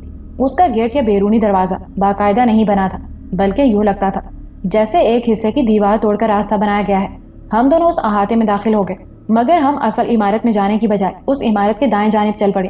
اب نارنجی روشنی گہری سرمئی ہو چکی تھی، جس کی وجہ سے اندھیرا بڑھ گیا تھا، اور اس طرف تو یوں بھی اندھیرا زیادہ گہرا تھا کہ اس طرف عمارت کی کھڑکیاں روشن نہیں تھیں۔ عمارت کی دیوار اور احاطے کی دیوار کے درمیان شاید 3-4 فٹ کا فاصلہ تھا۔ ہم ایک دوسرے کا ہاتھ پکڑے آہستہ آہستہ آگے بڑھ رہے تھے۔ جہاں دیوار ختم ہوتی تھی وہاں کا ایک حصہ ملبے کی صورت میں گرا ہوا تھا اور اسی طرف راستہ سا بنایا گیا تھا۔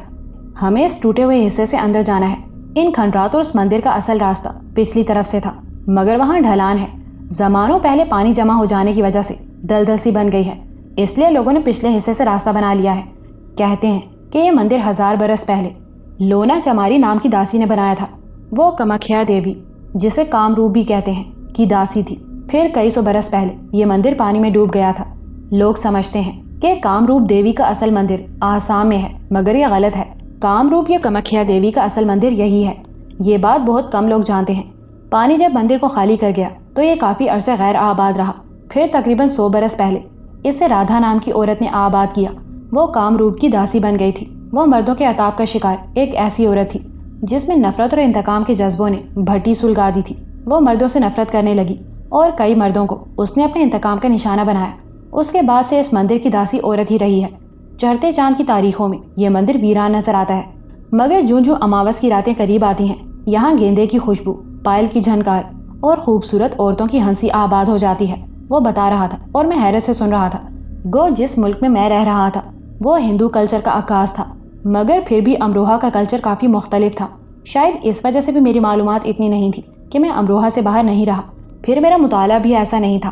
شرف الدین کی باتیں سن کر یوں لگتا تھا کہ اس نے اس بارے میں باقاعدہ علم حاصل کیا ہے۔ اس کا مطالعہ بہت وسیع تھا۔ اس قدر معلومات دیکھ کر میرا حیران ہونا لازمی تھا۔ یہاں کیا اندر مرد نہیں جا سکتے؟ میں نے پوچھا۔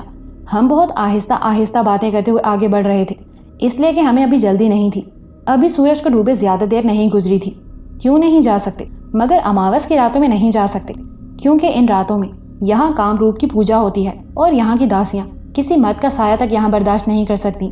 یہ اماوس کی رات ہے اور آج یہ عورتیں غالباً پوجا کے لیے ہی آئی ہیں۔ مجھے اپنے مرد ہونے پر بھی شبہ نہیں، تمہیں ہو تو ہو، پھر آج انہوں نے ہمیں کیسے برداشت کر لیا؟ میں نے پوچھا۔ ہم اندر نہیں جا سکتے، باہر تو تانگے والے بھی کھڑے ہیں، بلکہ بعض عورتوں کے ساتھ مرد بھی آتے ہیں جو باہر ہی انتظار کرتے ہیں۔ اچھا، گویا چڑھتے چاند کی راتوں میں یہ مندر دیکھ سکتا ہوں؟ میں نے اپنے اشتیاق کو حت الامکان دباتے ہوئے پوچھا۔ ہاں، چڑھتے چاند کی راتیں خوبصورت ہوتی ہیں، سیاح انہی راتوں میں یہاں آتے ہیں۔ میں تمہیں مندر کا نظارہ ضرور کراؤں گا۔ میں نے اتنی خوبصورتی اتنے وحشت ناک ماحول میں کبھی نہیں دیکھی۔ کامروپ سیکس کی دیوی ہے۔ سفید چمکدار پتھر سے بنائی گئی یہ مورتی بالکل برہنہ ہے۔ اس کے لمبے بال اس کے پیروں سے نیچے تک پھیلے ہوئے ہیں۔ اس کے چرنوں میں اور اس کے گلے میں پڑے گیندے کے پھولوں کے ہار ایک عجیب سے سحر انگیز کیفیت میں مبتلا کر دیتے ہیں۔ میں نے اپنی زندگی میں اتنی خوبصورت مورتی نہیں دیکھی۔ اس سیاہ عمارت میں اس سفید مورتی کو دیکھ کر یوں لگتا ہے جیسے اس کے خوبصورت بدن سے شعاعیں پھوٹ رہی ہوں۔ شرف الدین سے یہ سب سن کر میرا اشتیاق مزید بڑھ گیا۔ اب ہم اس ٹوٹے ہوئے حصے تک پہنچ چکے تھے۔ اس حصے سے اندر کی طرف مڑتے ہی مجھے سرکنڈوں کا جنگل سائیں سائیں کرتا نظر آیا۔ ہوا سے ہلتے ہوئے سرکنڈے بھوت پریت لگ رہے تھے۔ یہاں آگے جانے کا کوئی راستہ کم از کم مجھے تو نظر نہیں آ رہا تھا۔ یہاں تو کوئی کھنڈر نہیں ہے، میں نے حیرت سے کہا۔ وہاں حد نگاہ تک صرف سرکنڈوں کی جھاڑیاں تھیں جن کی سرسراہٹ گہرے اندھیرے میں اچھے بھلے انسان کو بوکھلانے کے لیے کافی تھی۔ اب مجھے افسوس ہو رہا تھا کہ میں نے ٹارچ کیوں نہ لی۔ میں سوچ رہا تھا کہ واپسی پر کیا ہوگا۔ یقیناً اس وقت تک اندھیرا مزید گہرا ہو چکا ہوگا۔ کچھ دور تک ہمیں انہی سرکنڈوں میں سفر کرنا پڑے گا، پھر تمہیں وہ کھنڈرات نظر آ جائیں گے۔ اب سمجھ میں آیا کہ میں نے کیوں کہا تھا کہ یہ سنہرے بابا نہیں ہو سکتے۔ وہ بھلا ایسی جگہ کیوں بلاتے جہاں تک پہنچتے پہنچتے ہی آدمی ہلکان ہو جاتا ہے۔ ہاں، وہ یہاں نہیں بلا سکتے۔ میں نے سر ہلایا۔ یہ تو بتاؤ شرف الدین کہ میں تو اس جگہ کے بارے میں بالکل نہیں جانتا تھا، جبکہ تمہاری باتوں اور تمہارے یہاں تک آنے سے پتہ چلتا ہے کہ تم اس جگہ کے بارے میں خوب جانتے تھے۔ پھر تم نے ٹارچ کیوں نہیں لی؟ اس اندھیرے میں ان جھاڑیوں سے گزرنا دشوار نہیں ہوگا؟ میں بے وقوف نہیں ہوں وقار الحسن، اس نے ہنس کر کہا اور اپنے پاجامے کی لمبی جیب سے ایک چھوٹی سی ٹارچ نکال لی۔ اسے روشن کیا تو روشنی کا چھوٹا سا دائرہ ہمارے آگے حرکت کرنے لگا۔ ایک بات واضح کر دوں کہ اس زمانے میں لوگ اپنے پاجامے میں لمبی جیب رکھا کرتے تھے۔ اب تو پاجامے میں جیب کا فیشن ہی نہیں ہے، بلکہ اب پاجامہ ہی نہیں رہا۔ بہرحال وہ ٹارچ دیکھ کر میں خوش ہونے کے ساتھ ساتھ حیران بھی ہوا۔ میں نے ایسی نازک ٹارچ پہلی بار دیکھی تھی، ورنہ اس زمانے میں کافی موٹی موٹی اور بھدی قسم کی ٹارچ ہوا کرتی تھی۔ شرف الدین نے بتایا کہ یہ ٹارچ اس کا چچا زاد ولایت سے لایا تھا اور اس نے شرف الدین کو تحفتاً دی تھی۔ اس گھپ اندھیرے میں تو روشنی کا یہ چھوٹا سا دائرہ بھی بڑا غنیمت تھا۔ ہم نے آگے بڑھنے کے لیے وہ حصہ منتخب کیا جہاں جھاڑیاں نسبتاً کم تھیں۔ ہمارے چلنے سے اور جھاڑیوں کے جسم سے ٹکرانے سے ایک عجیب سی آواز نکل رہی تھی جو شروع میں بہت خوفناک لگی۔ کانوں کو بری لگنے والی یہ آواز دور تک گونج جاتی تھی۔ دور سے ہوا کے دوش پر جھولتے سرکنڈوں اور سرسراہٹ کی آواز لمحہ بھر کے لیے خوفزدہ کر دیتی تھی۔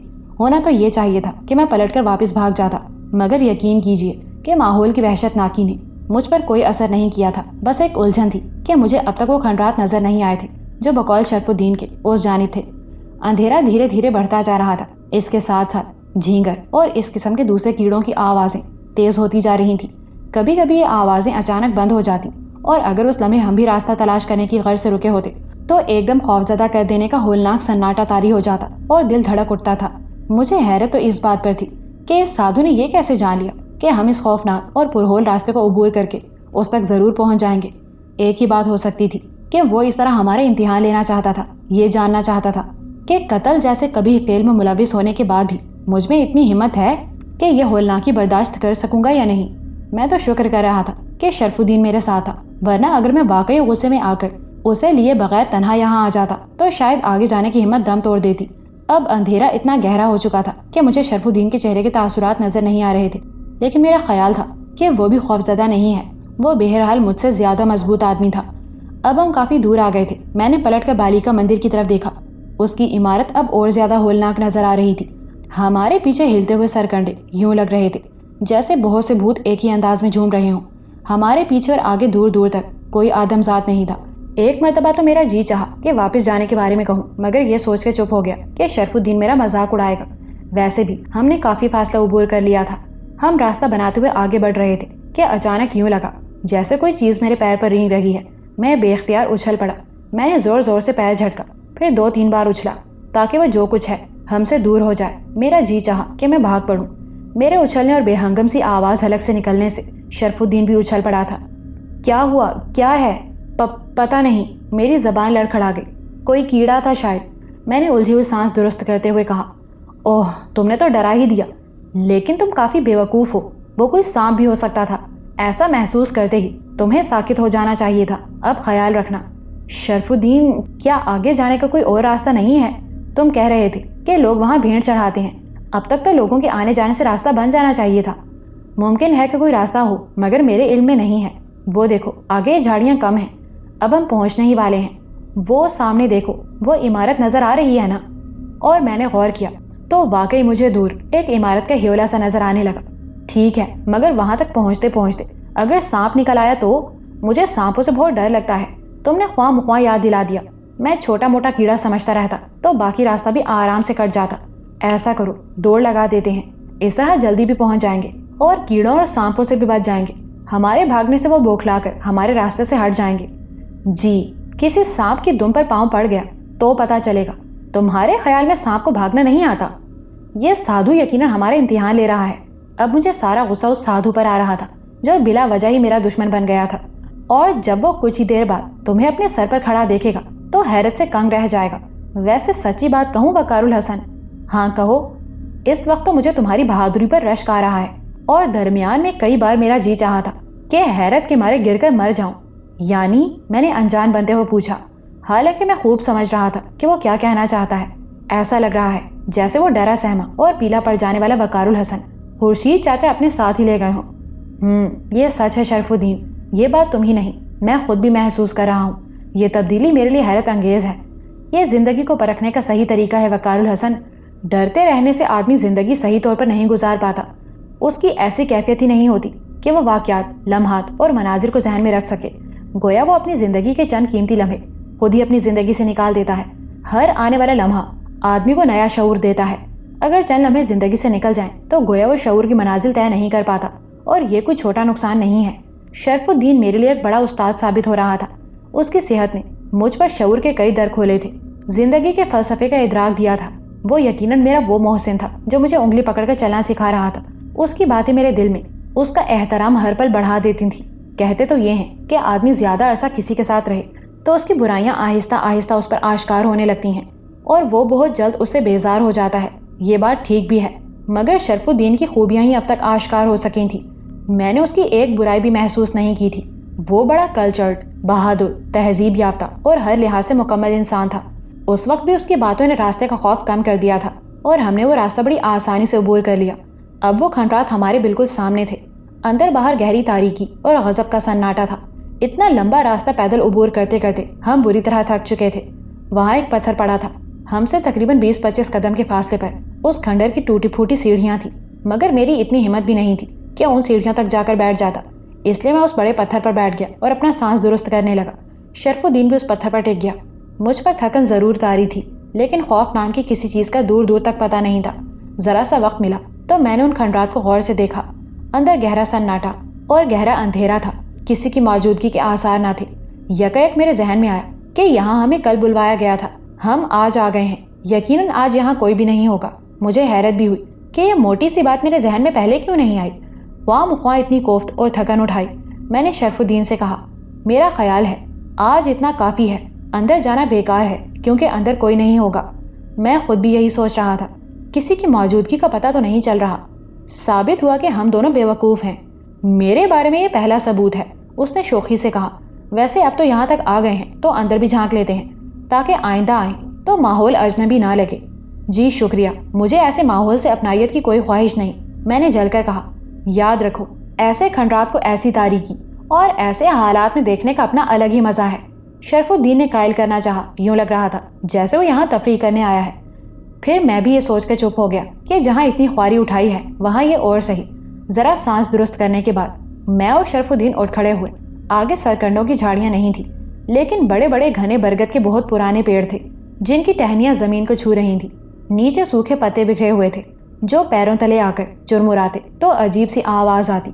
ये खंडर भी स्याह पत्थर से बनी किसी इमारत के थे। इस खंडर का एक हिस्सा तो बुरी तरह टूट फूट चुका था, जबकि दूसरा हिस्सा सलामत था। यहाँ एक अजीब सी बदबू फैली हुई थी। शरफुद्दीन ने अपनी टॉर्च रोशन कर ली थी और हम उसके महदूद दायरे में आगे बढ़ रहे थे। सीढ़ियों के फौरन बाद एक तकोनी शक्ल का दरवाज़ा था। यह दरवाज़ा शीशम की स्याह लकड़ी का बना हुआ था, जिसमें जगह जगह पीतल के गोले से निकले हुए थे। दाएं जानिब पीतल की एक मोटी जंजीर थी, जिसके निचले सिरे पर भी एक मोटा सा गोला बना हुआ था। यह जंजीर गालिबन कुंडे के तौर पर इस्तेमाल की जाती होगी, या शायद ये कभी अदल की जंजीर समझी जाती होगी। अंदर एक बड़ा सा हॉलनुमा कमरा था। यहाँ दाखिल होते ही सीलन की तेज बू ने लम्हा भर को चकरा कर रख दिया। ये कमरा बिल्कुल खाली था। एक तरफ दीवार में काफी ऊंचाई पर एक छोटी सी गैलरी बनी हुई थी और एक दरवाजा था। गालिबन उस दरवाजे के पीछे कोई कमरा होगा। ये बिल्कुल उसी तरह का दरवाजा और गैलरी थी जैसी बादशाहों के महल में हुआ करती थी, जहाँ बादशाह दरबारे आम लगाया करते थे। दीवारों में चारों तरफ ताकचे बने हुए थे, उनमें पीतल के मशलदान लगे हुए थे। हम यहाँ की एक एक चीज टॉर्च की रोशनी में देखते हुए दबे पांव आगे बढ़ रहे थे। ہمارے سامنے کی دیوار میں 3 دروازے تھے جو بند تھے۔ یہ دروازے نسبتاً چھوٹے تھے مگر ان کی بھی وہی لکڑی تھی جو بیرونی دروازے کی تھی اور پیتل کے گولے بھی بنے ہوئے تھے۔ میں اور شرف الدین پہلے تینوں دروازوں کو دیکھتے رہے، پھر ایک دروازے کو شرف الدین نے دھکا دیا مگر شاید وہ بند تھا۔ دھکا دینے بلکہ زور لگانے کے باوجود وہ اپنی جگہ سے نہیں ہلا۔ پھر اس نے دائیں جانب والے دروازے کو چھوا، وہ بھی بند تھا۔ میں درمیان والے دروازے کے قریب تھا۔ میں نے آگے بڑھ کر اس دروازے پر زور ڈالا۔ ایک خوفناک چرچراہٹ کے ساتھ ہی دروازہ کھل گیا اور میں اپنے ہی زور میں لڑکھڑاتا ہوا اندر داخل ہو گیا۔ دروازہ کھلتے ہی یوں لگا جیسے گھپ اندھیرے میں اچانک یہ سورج طلوع ہو گیا ہو۔ میری آنکھیں بے اختیار بند ہو گئیں۔ میں نے بازو آنکھوں پر رکھ لیا تھا۔ دروازے کی چرچراہٹ کے ساتھ ہی میرے منہ سے بے اختیار چینخ نکلی اور ساتھ ہی شرف الدین اچھل کر میری طرف بھاگا۔ ابھی ہم سنبھلنے بھی نہ پائے تھے کہ ایک خوفناک آواز نے ہمیں اچھل جانے پر مجبور کر دیا۔ وہ ایسی آواز تھی جیسے کسی نے کرتال پر چوٹ ماری ہو۔ آواز اتنی تیز تھی کہ مجھے یوں لگا جیسے میرے کانوں کے پردے پھٹ گئے ہوں۔ آواز کا ارتعاش بہت دیر تک پورے بدن میں تھرتھری بن کر دوڑتا رہا۔ آنکھیں بے پناہ روشنی کی وجہ سے بند تھیں اور ہاتھ بے اختیار کانوں کو ڈھانپے ہوئے تھے۔ بند آنکھوں میں گہرا سرخ رنگ لہریں سی لے رہا تھا۔ آپ نے بھی محسوس کیا ہوگا کہ اگر تیز روشنی کی سمت منہ کر کے آنکھیں بند کر لی جائیں تو گہرا سرخ رنگ سامنے پھیلا ہوا نظر آنے لگتا ہے۔ بند پپوٹوں سے گزرنے والی تیز شعاعیں ہمارے ہی خون کو منعکس کرتی ہیں۔ یوں لگ رہا تھا جیسے کسی نے ہزاروں وولٹ کا بلب جلا کر میرے چہرے کے آگے کر دیا ہو۔ میں نے کئی بار آنکھیں کھولنا چاہی مگر میں ایسا نہیں کر سکا۔ شرف الدین، میں نے دھیرے سے شرف الدین کو پکارا۔ میں نہیں جانتا تھا کہ وہ اب بھی میرے پاس ہے یا نہیں۔ وقار الحسن، آنکھیں مت کھولنا، میری آواز سنتے ہی اس نے چینخ کر کہا۔ کرتال پر پڑنے والی چوٹ کا ارتعاش اب معدوم ہو رہا تھا۔ میں نے کانوں پر سے ہاتھ ہٹا لیے اور کوئی اور آواز سننے کا انتظار کرنے لگا۔ یہاں یقیناً کوئی تھا۔ اتنی تیز روشنی، پھر کرتال پر پڑنے والی چوٹ، یہاں کسی کی موجودگی کا بین ثبوت تھی۔ ہم نے یہاں کسی کی موجودگی کو محسوس نہیں کیا تھا۔ نہ کوئی آواز تھی اور نہ ہی کوئی آہٹ۔ آواز کا ارتعاش معدوم ہو چکا تھا۔ اب چاروں طرف گہرا سناٹا تھا، اتنا گہرا کہ اگر سوئی بھی گرتی تو گونجدار آواز پیدا ہوتی۔ پھر اچانک یوں لگا جیسے وہ تیز روشنی بجھ گئی ہو۔ اتنا گہرا اندھیرا پھیلا کہ میں نے گھبرا کر آنکھیں کھول دی۔ میری آنکھوں کے سامنے سنہرے اور لال دھبے سے ناچنے لگے۔ میں نے بے آواز قدموں سے پیچھے کی طرف سے رکھنا شروع کر دیا۔ اچانک میں کسی سے ٹکرا گیا۔ بے ساختہ میرے منہ سے چینخ نکلی، ساتھ ہی شرف الدین کی چینخ کی آواز بھی سنائی دی۔ ہم دونوں ایک دوسرے سے ٹکرائے تھے۔ میرے ہاتھ پاؤں ٹھنڈے ہو گئے۔ میں نے شرف الدین کو مضبوطی سے تھام لیا۔ باہر نکلو، پیچھے سر کو، میں نے آنکھیں پھاڑتے ہوئے کہا۔ ہمیں کچھ نظر نہیں آ رہا تھا۔ ہم دونوں ایک دوسرے کا ہاتھ تھامے پیچھے سے رکھنے لگے۔ یہ مجھے یقین تھا کہ جب میں کمرے میں لڑکھڑاتا ہوا داخل ہوا تھا تو شاید 3 یا 4 قدم ہی آگے بڑھا تھا۔ اس حساب سے میں پیچھے سے رکھ کر دروازے تک پہنچنا چاہتا تھا مگر ہم الٹے قدموں کافی دور تک آ گئے، پر نہ دروازہ ملا نہ دیوار۔ یوں لگ رہا تھا جیسے ہم کسی لمبی، تنگ اور اندھیری سرنگ میں چلے جا رہے ہیں۔ وقار الحسن، ہم شاید غلط آ گئے ہیں، اس طرف چلو۔ ٹکرانے کی وجہ سے شاید ہمارے رخ تبدیل ہو گئے ہیں۔ دروازہ تو بالکل پیچھے تھا۔ شرف الدین کی آواز میں کپکپاہٹ تھی، شاید وہ خوف زدہ تھا۔ شرف الدین، تمہارے پاس ٹارچ تھی نا؟ ہاں تھی، تو کہاں گئی؟ وہ خود کلامی کسی انداز میں بولا۔ شاید وہ ٹارچ کو جیب میں تلاش کر رہا تھا۔ اس نے اپنا ہاتھ چھڑا لیا تھا۔ میں چند لمحے ساکت کھڑا رہا۔ مل گئی؟ میں نے پوچھا۔ نہیں، جیب میں تو نہیں ہے، مگر جیب میں تو نہیں رکھی تھی، وہ تو میرے ہاتھ میں تھی۔ اس کی آواز آئی۔ گر تو نہیں گئی؟ ممکن ہے، جب تم چیخے تھے اس وقت میں اچھل پڑا تھا اور تمہاری طرف لپکا تھا، شاید اس وقت۔ دروازہ کہاں ہے؟ میں نے اندھیرے میں چاروں طرف ہاتھ پھیلاتے ہوئے پوچھا۔ پتہ نہیں، مجھے تو لگتا ہے ہم غلط سمت میں ڈھونڈ رہے ہیں۔ وقار الحسن، تم کہاں ہو؟ میرا ہاتھ پکڑ لو۔ شرف الدین شاید میرے قریب آ گیا تھا۔ اس کی آواز میرے قریب سے آ رہی تھی۔ میں نے چاروں جانب ہاتھ بڑھائے، اندھیرے میں ٹٹولتا ہوا چاروں طرف شرف الدین کو ڈھونڈتا رہا۔ ہم دونوں باتیں کرتے جا رہے تھے تاکہ آواز ہی کی وجہ سے سمت کا اندازہ لگا سکیں، مگر اس وقت میں نے بڑی عجیب سی بات محسوس کی۔ جب میں نے ہاتھ پاؤں چلانے کے بعد آواز سے سمت کا اندازہ لگانا چاہا تو یوں لگا جیسے شرف الدین کی آواز کہیں اوپر سے آ رہی ہے اور چاروں طرف پھیل رہی ہے۔ لمحہ بھر کو میں خوف زدہ ہو گیا۔ مجھے محسوس ہوا کہ میں کسی گہرے کنویں میں ہوں، گہرے اور تنگ کنویں میں۔ میں کافی دیر تک کچھ نہ بولا۔ میں نہیں چاہتا تھا کہ شرف الدین میرے لہجے سے کسی قسم کا خوف محسوس کرے، البتہ وہ مسلسل بول رہا تھا۔ شاید اس طرح وہ خوف کی جکڑ لینے والی کیفیت سے بچنا چاہتا تھا۔ کچھ دیر بعد میں نے محسوس کیا کہ میں اب بہتر ہوں۔ تب میں بولا، شرف الدین، کیا اس سے پہلے تم یہاں آئے ہو؟ ہاں، مگر یہاں اندر نہیں آیا تھا۔ یار، کسی طرح یہاں سے نکلنے کی سبیل کرو۔ میں نے فیصلہ کر لیا ہے کہ میں یہاں سے جاتے ہی امروہہ چلا جاؤں گا۔ ابا کے پہلو میں بیٹھے رہنا یہاں کی خوفناک صورتحال سے کہیں بہتر ہے۔ وہ جو کچھ بھی کہیں گے میں وہی کروں گا۔ میں تمہیں بھول جانے کی بھی کوشش کروں گا اور تمہیں بھی سمجھاؤں گا۔ وہ پتہ نہیں کیا کیا کہہ رہا تھا۔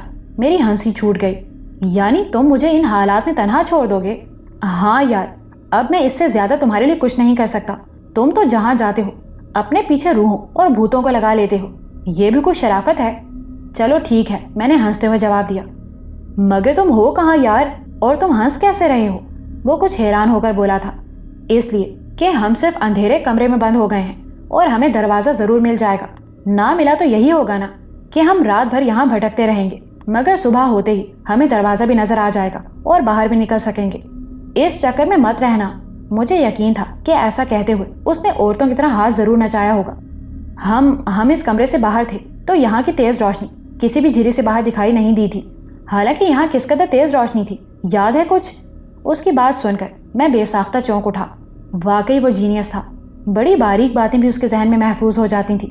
اس بات پر میں نے سوچا کہ ہم اس کمرے کے باہر شرف الدین کی ٹارچ کی روشنی میں گھوم رہے تھے، ورنہ وہاں گھپ اندھیرا تھا۔ اس کا مطلب یہ ہوا کہ باہر کی روشنی بھی اندر نہیں پہنچ پائے گی۔ شاید اس کمرے میں کوئی روزن، کوئی کھڑکی یا کوئی جھری ایسی نہ تھی جہاں سے روشنی یا ہوا کا گزر ہوتا۔ میری کن پٹیوں سے پسینے کی لکیر سی بہہ کر ٹھوڑی تک آ گئی۔ شرف الدین، ہمیں فرش پر بیٹھ کر ایک دوسرے کو تلاش کرنا چاہیے۔ تم میری آواز سے سمت کا اندازہ لگا کر میرے قریب آنے کی کوشش کرو۔ یہ کہہ کر میں بیٹھ گیا۔ میں نے اس سے باتیں کرنا شروع کر دی۔ میں کہہ رہا تھا، وہ جو بھی ہے ہمیں نقصان نہیں پہنچانا چاہتا۔ اگر اس کا ایسا کوئی مقصد ہوتا تو اب تک ہم سلامت نہ ہوتے۔ تمہارا کیا خیال ہے؟ ہمیں یہاں آئے 10-15 منٹ تو گزر ہی گئے ہوں گے نا، اور یہاں کوئی ہے ضرور۔ وقار الحسن، کیا تم سیڑھیاں بھی اترے ہو؟ تمہاری آواز کہیں نیچے سے آ رہی ہے۔ یار اب مجھے ڈر لگ رہا ہے۔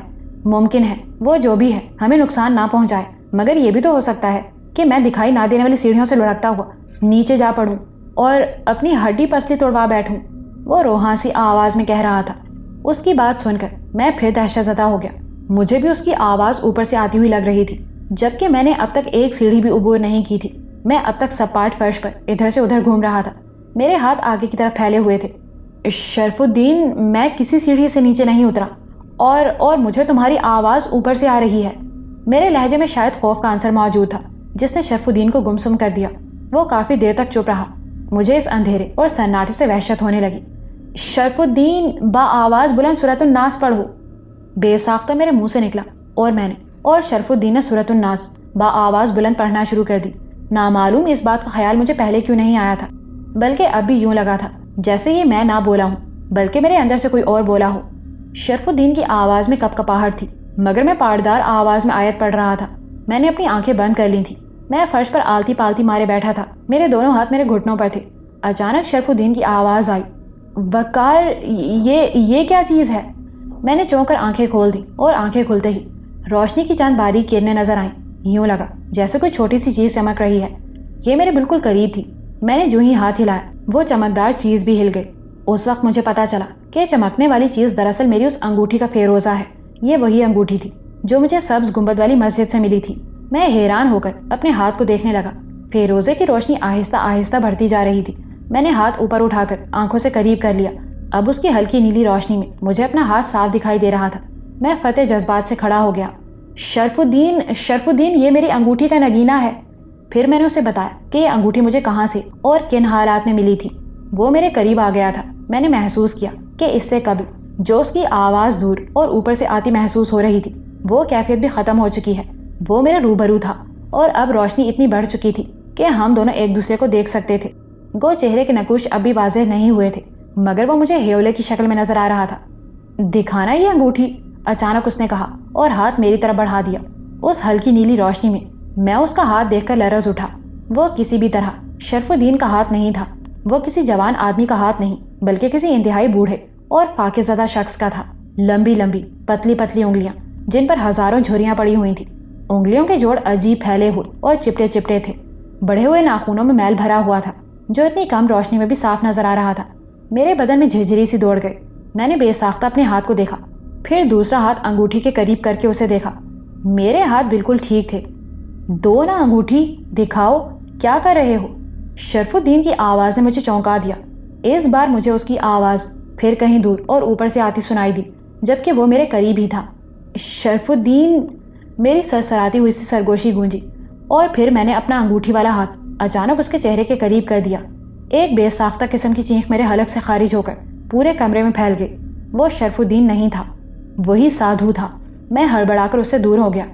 ساتھ ہی میں نے شرف الدین کو بے تحاشا آوازیں دینا شروع کر دی۔ میری حالت عجیب سی ہو گئی تھی۔ میں خاموش ہو جانا چاہتا تھا مگر میری چیخیں بے ساختہ نکل رہی تھیں۔ بہت چالاک ہو تم، یہ اجنبی آواز تھی، پھنسی پھنسی مگر باریک چبھتی ہوئی سی، کچھ کھرکھراتی ہوئی سی۔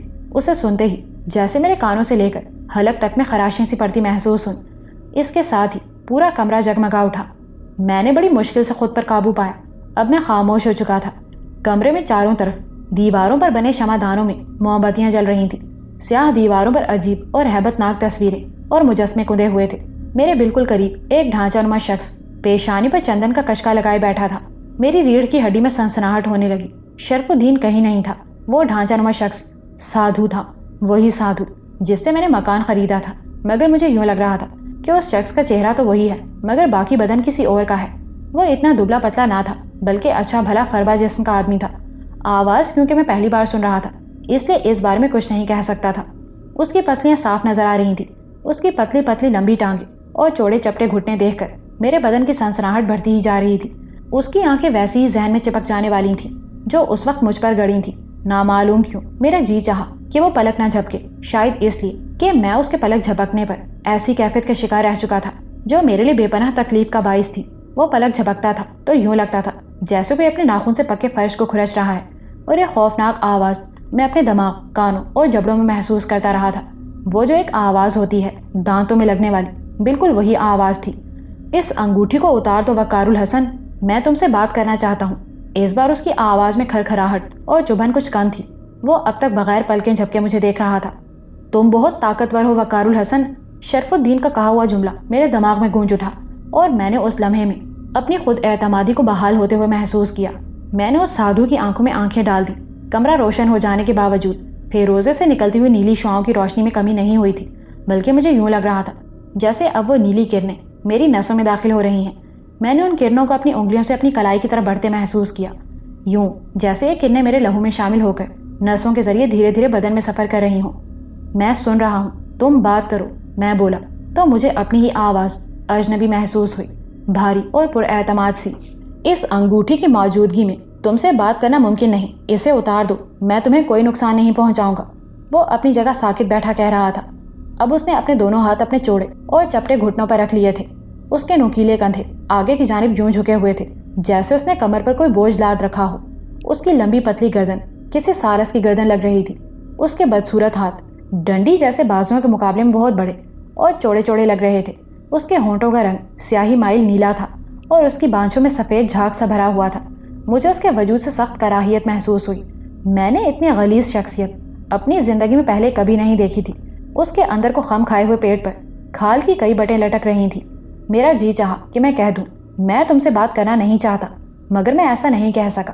میں نے اتنی اذیت صرف اس لیے اٹھائی تھی کہ میں اس سے مل کر اپنی اس پراسرار قوت کے بارے میں جاننا چاہتا تھا۔ محض یہی بات تھی کہ میں اسے برداشت کر رہا تھا، اسے جس نے مجھ سے رحیمو کو قتل کروایا تھا، جس کی وجہ سے خورشید چاچا موت کی وادی میں اتر گئے تھے۔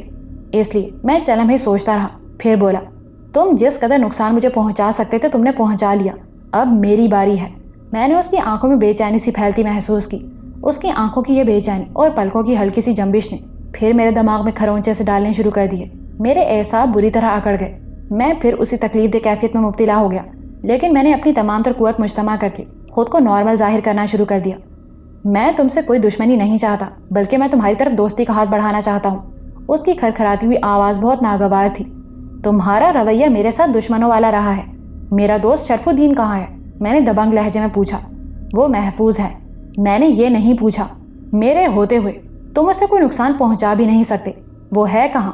میرے لہجے میں بلا کا اعتماد اور گرج تھی جس نے خود مجھے بھی حیرت زدہ کر دیا تھا۔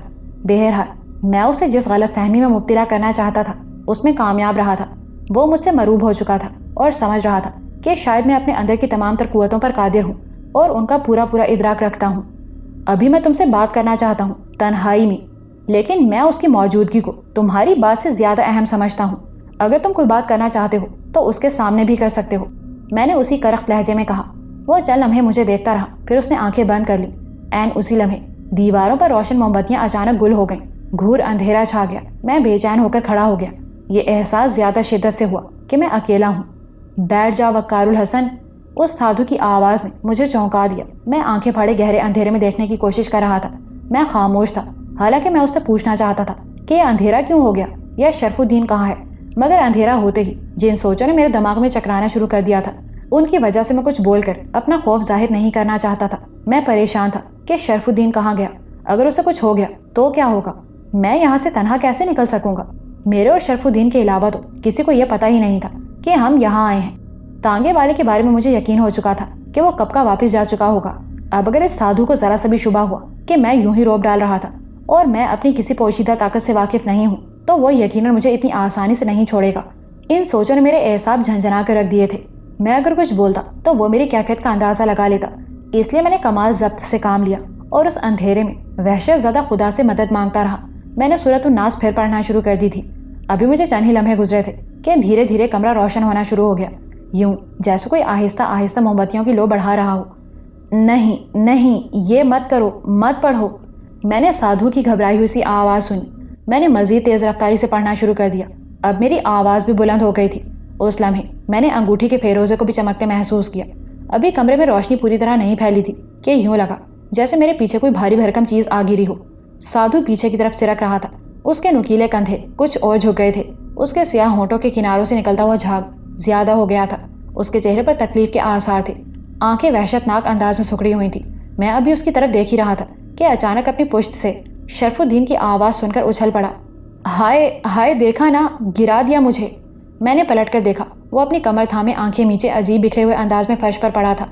شرف الدین، میں نے اسے آواز دی. ارے تم کہاں چلے گئے تھے؟ اس نے آنکھیں کھولتے ہوئے کہا اور دوسرے ہی لمحے سادھو پر نگاہ پڑتے ہی وہ اچھل کر کھڑا ہو گیا. یہ میں اب بھی سورۃ الناس پڑھ رہا تھا. میں نے انگلی ہونٹوں پر رکھ کر اسے اشارہ کیا کہ وہ بھی پڑھے. وہ میرا اشارہ فوراً ہی سمجھ گیا. میں نے دیکھا کہ اس کے ہونٹ ہلنے لگے. اب اس کے اوسان بحال ہو چکے تھے. وہ حیرت سے پورے کمرے کا جائزہ لے رہا تھا. میں اسی پوزیشن میں آلتی پالتی مار کر بیٹھ گیا. وہ بھی جلدی سے میرے قریب اس پوزیشن میں آ بیٹھا. شاید وہ سمجھ رہا ہو کہ اس طرح ضروری ہے. سادھو ایک انجانی سی اذیت میں مبتلا نظر آ رہا تھا. اچانک وہ کچھ اور جھک گیا. اب وہ گھٹنوں کے بل ہاتھ زمین پر جمائے جھکا ہوا تھا. اس کے چہرے پر تکان کے آثار بڑھ گئے تھے. اس کا بدشکل چہرہ ہیبتناک حد تک بدشکل ہو چکا تھا. اب کمرہ پوری طرح روشن تھا. میں اور شرف الدین اس کے بالکل سامنے بیٹھے تھے اور وہ جھکتا چلا جا رہا تھا جیسے کوئی اس کی کمر پر بوجھ لاد رہا ہو. اسے بڑھاتا چلا جا رہا ہو. اس کی سانس بری طرح پھول رہی تھی. میں اور شرف الدین اسے حیرت سے دیکھ رہے تھے. اچانک اس نے اپنا ہاتھ ہماری طرف بڑھایا اور چلایا، نہیں نہیں کرو، بس کرو. یوں لگا جیسے وہ گھٹ رہا ہو. عین اسی لمحے اس کی گدی پر خون کی باریک سی لکیریں سی بہتی نظر آئیں. خون کے قطرے زمین پر گرنے سے یوں چھنکی سی آواز آتی جیسے کسی نے جلتے توے پر پانی کی بوندیں ٹپکا دی ہوں. میں اور شرف الدین آنکھیں پھاڑے اس کی طرف دیکھ رہے تھے. اس وقت مجھے یوں لگا جیسے میں خوف سے چینخ اٹھوں گا. وہ سین میں زندگی بھر نہیں بھول سکتا. میں نے اتنا خوفناک بچھو نہ کبھی دیکھا تھا اور نہ کسی قسم کے بچھو کے بارے میں نے کبھی پڑھا یا سنا تھا. ہاں، ایک بہت بڑا ہاتھ بھر جتنا سیاہ بچھو تھا. اس کی گول آنکھیں ہم پر جمی ہوئی تھیں. وہ سادھو کی گردن میں گدی سے چمٹا ہوا تھا. میں یہ دیکھ کر حیرت زدہ رہ گیا کہ اس بچھو نے کسی کیکڑے کی طرح سادھو کی گدی میں اپنے پاؤں گاڑے ہوئے تھے. خون کی باریک لکیریں انہی جگہوں سے بہہ رہی تھیں جہاں اس نے پاؤں گاڑے رکھے تھے. اس کا خوفناک ڈنک اوپر کو مڑا ہوا تھا اور وہ ہر پل سادھو کی گدی میں ڈنک مار رہا تھا. اب میں سمجھ گیا کہ سادھو کس اذیت میں مبتلا ہے. شرف الدین گمسم کسی بت کی طرح بیٹھا تھا. شاید وہ سورۃ الناس پڑھنا بھی بھول گیا تھا. وہ ٹک ٹکی باندھے سادھو کو زمین پر جھکتے دیکھ رہا تھا. شرف الدین، پڑھتے رہو، میں نے چلا کر کہا. اسی لمحے مجھے محسوس ہوا کہ میرا پورا بدن پسینے سے شرابور ہے. شرف الدین کو یہ کہتے ہی میں نے پھر سورت پڑھنا شروع کر دی. میں نے چاروں طرف نظر دوڑا کر دروازہ تلاش کرنا چاہا مگر مجھے یہ دیکھ کر حیرت ہوئی کہ یہاں کسی دیوار میں کوئی دروازہ یا کھڑکی نہیں تھی. اب شرف الدین بھی بآواز بلند سورۃ الناس پڑھ رہا تھا اور غیر محسوس انداز میں پیچھے سے رکھتا جا رہا تھا. تم اس اذیت سے بچنا چاہتے ہو تو اس کا ایک ہی طریقہ ہے کہ ہم یہاں سے چلے جائیں. اچانک میں نے کہا. میں خود اس منظر سے دہشت زدہ ہو چکا تھا. میں نے خود پر بامشکل قابو پا کر اپنے لہجے کو مضبوط بنا کر کہا تھا. اچانک دیوار کا کچھ حصہ جیسے ہوا میں تحلیل ہو گیا. یہ دیکھ کر میری جان میں جان آئی کہ وہاں اتنا خلا ہو گیا تھا کہ ہم بآسانی اس قید خانے سے نکل سکتے تھے. شرف الدین بڑی تیزی سے اس کھلے ہوئے حصے کی طرف بڑھا. میں سادھو پر نگاہیں گاڑے آہستہ آہستہ دروازے کی جانب سے رکھنے لگا. اور غور سے سن لو، تم نے اب اگر مجھے نقصان پہنچانے کی غلطی کی تو اس سے زیادہ اذیت میں بھی مبتلا ہو سکتے ہو۔ رحیمو کو تم نے جن حالات میں میرے ہاتھوں قتل کروایا، اب وہ حالات نہیں ہیں۔ تم نے اندھیرے میں مجھ پر وار کیا تھا، میں نے کڑک کر کہا، مگر اب میری آنکھیں کھل چکی ہیں، اب میں تمہارے ہر وار کو روکنے کی طاقت رکھتا ہوں۔ وہ انکار میں سر ہلاتا رہا مگر جھاگ بھرے منہ سے کوئی لفظ نہ نکال سکا۔ میں نے اتنا ہی غنیمت جانا اور دروازے کی جانب سرکنے کی آواز تیز کر دی۔ شرف الدین دروازے تک پہنچ چکا تھا۔ نامعلوم کہ میرے دماغ میں کیا آیا، میں نے ایک دم آیت الکرسی پڑھنا شروع کر دی اور پھر خود پر اور شرف الدین پر پھونک مار کر باہر نکل گیا۔ جس وقت میں باہر نکل رہا تھا اس وقت وہ سادھو اذیت سے چیخنے لگا تھا۔ اس کے منہ سے بھرا جھاگ اب زمین پر گر رہا تھا، اس کی خوفناک آنکھیں ابلتی جا رہی تھیں، رنگ نیلا پڑ چکا تھا۔ اچانک وہ زوردار چینخ مار کر اوندھے منہ گر پڑا۔ یہ وہی دروازہ تھا۔ جب میں نے کمرے سے باہر قدم رکھا تھا ہم دونوں ایک ساتھ ہی باہر نکلے تھے۔ قدم زمین پر رکھتے ہی میں اور شرف الدین دونوں ہی کھڑے ہو گئے۔ یوں لگا جیسے ہم نے کہیں اوپر سے چھلانگ لگائی ہے۔ یہ کھنڈر کے انتہائی دائیں جانے والا حصہ تھا۔ ہم کھنڈر کی بیرونی دیوار سے باہر کھڑے تھے۔ ہماری بائیں جانب کیچڑ اور پانی سے دلدل سی بنی ہوئی تھی اور اس کیچڑ میں بلبلے سے پھوٹ رہے تھے۔ دروازے نما وہ خلا ختم ہو چکا تھا۔ دیوار اور اس دلدل کے درمیان صرف اتنی جگہ تھی کہ اگر ہم ذرا سی بے احتیاطی برتتے تو سیدھے دلدل میں جا گرتے۔ کھنڈر کی سیاہ دیوار بالکل سپاٹ تھی، وہاں ایسی کوئی جگہ نہیں تھی جسے پکڑ کر ہم سہارا لیتے۔ بہرحال جس مصیبت سے ہم نکل آئے تھے اس کے مقابلے میں یہ صورتحال لاکھ درجے بہتر تھی۔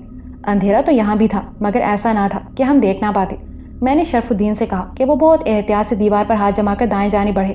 اس طرف کچھ دور جا کر دلدل دیوار سے دور ہو گئی تھی، وہاں ہم بآسانی چل سکتے تھے۔ پھر ہم دونوں نے دیوار کی جانب منہ کر کے ہاتھوں کے دیوار پر جما کے آگے بڑھنا شروع کر دیا۔ یہ تھوڑا سا فاصلہ عبور کرنے میں ہمارے پسینے چھوٹ گئے۔ ہر لمحہ یوں لگتا تھا جیسے ہمارے پاؤں پیچھے کی جانب پھسل رہے ہوں۔ قدرے کھلے حصے میں آ کر میں بے دم سا ہو کر زمین پر بیٹھ گیا۔ پھر میں نے چاروں جانب نگاہ دوڑائی۔ سرکنڈوں کی جھاڑیوں کی شکل میں ابھی ایک اور عذاب ہمارے سامنے تھا۔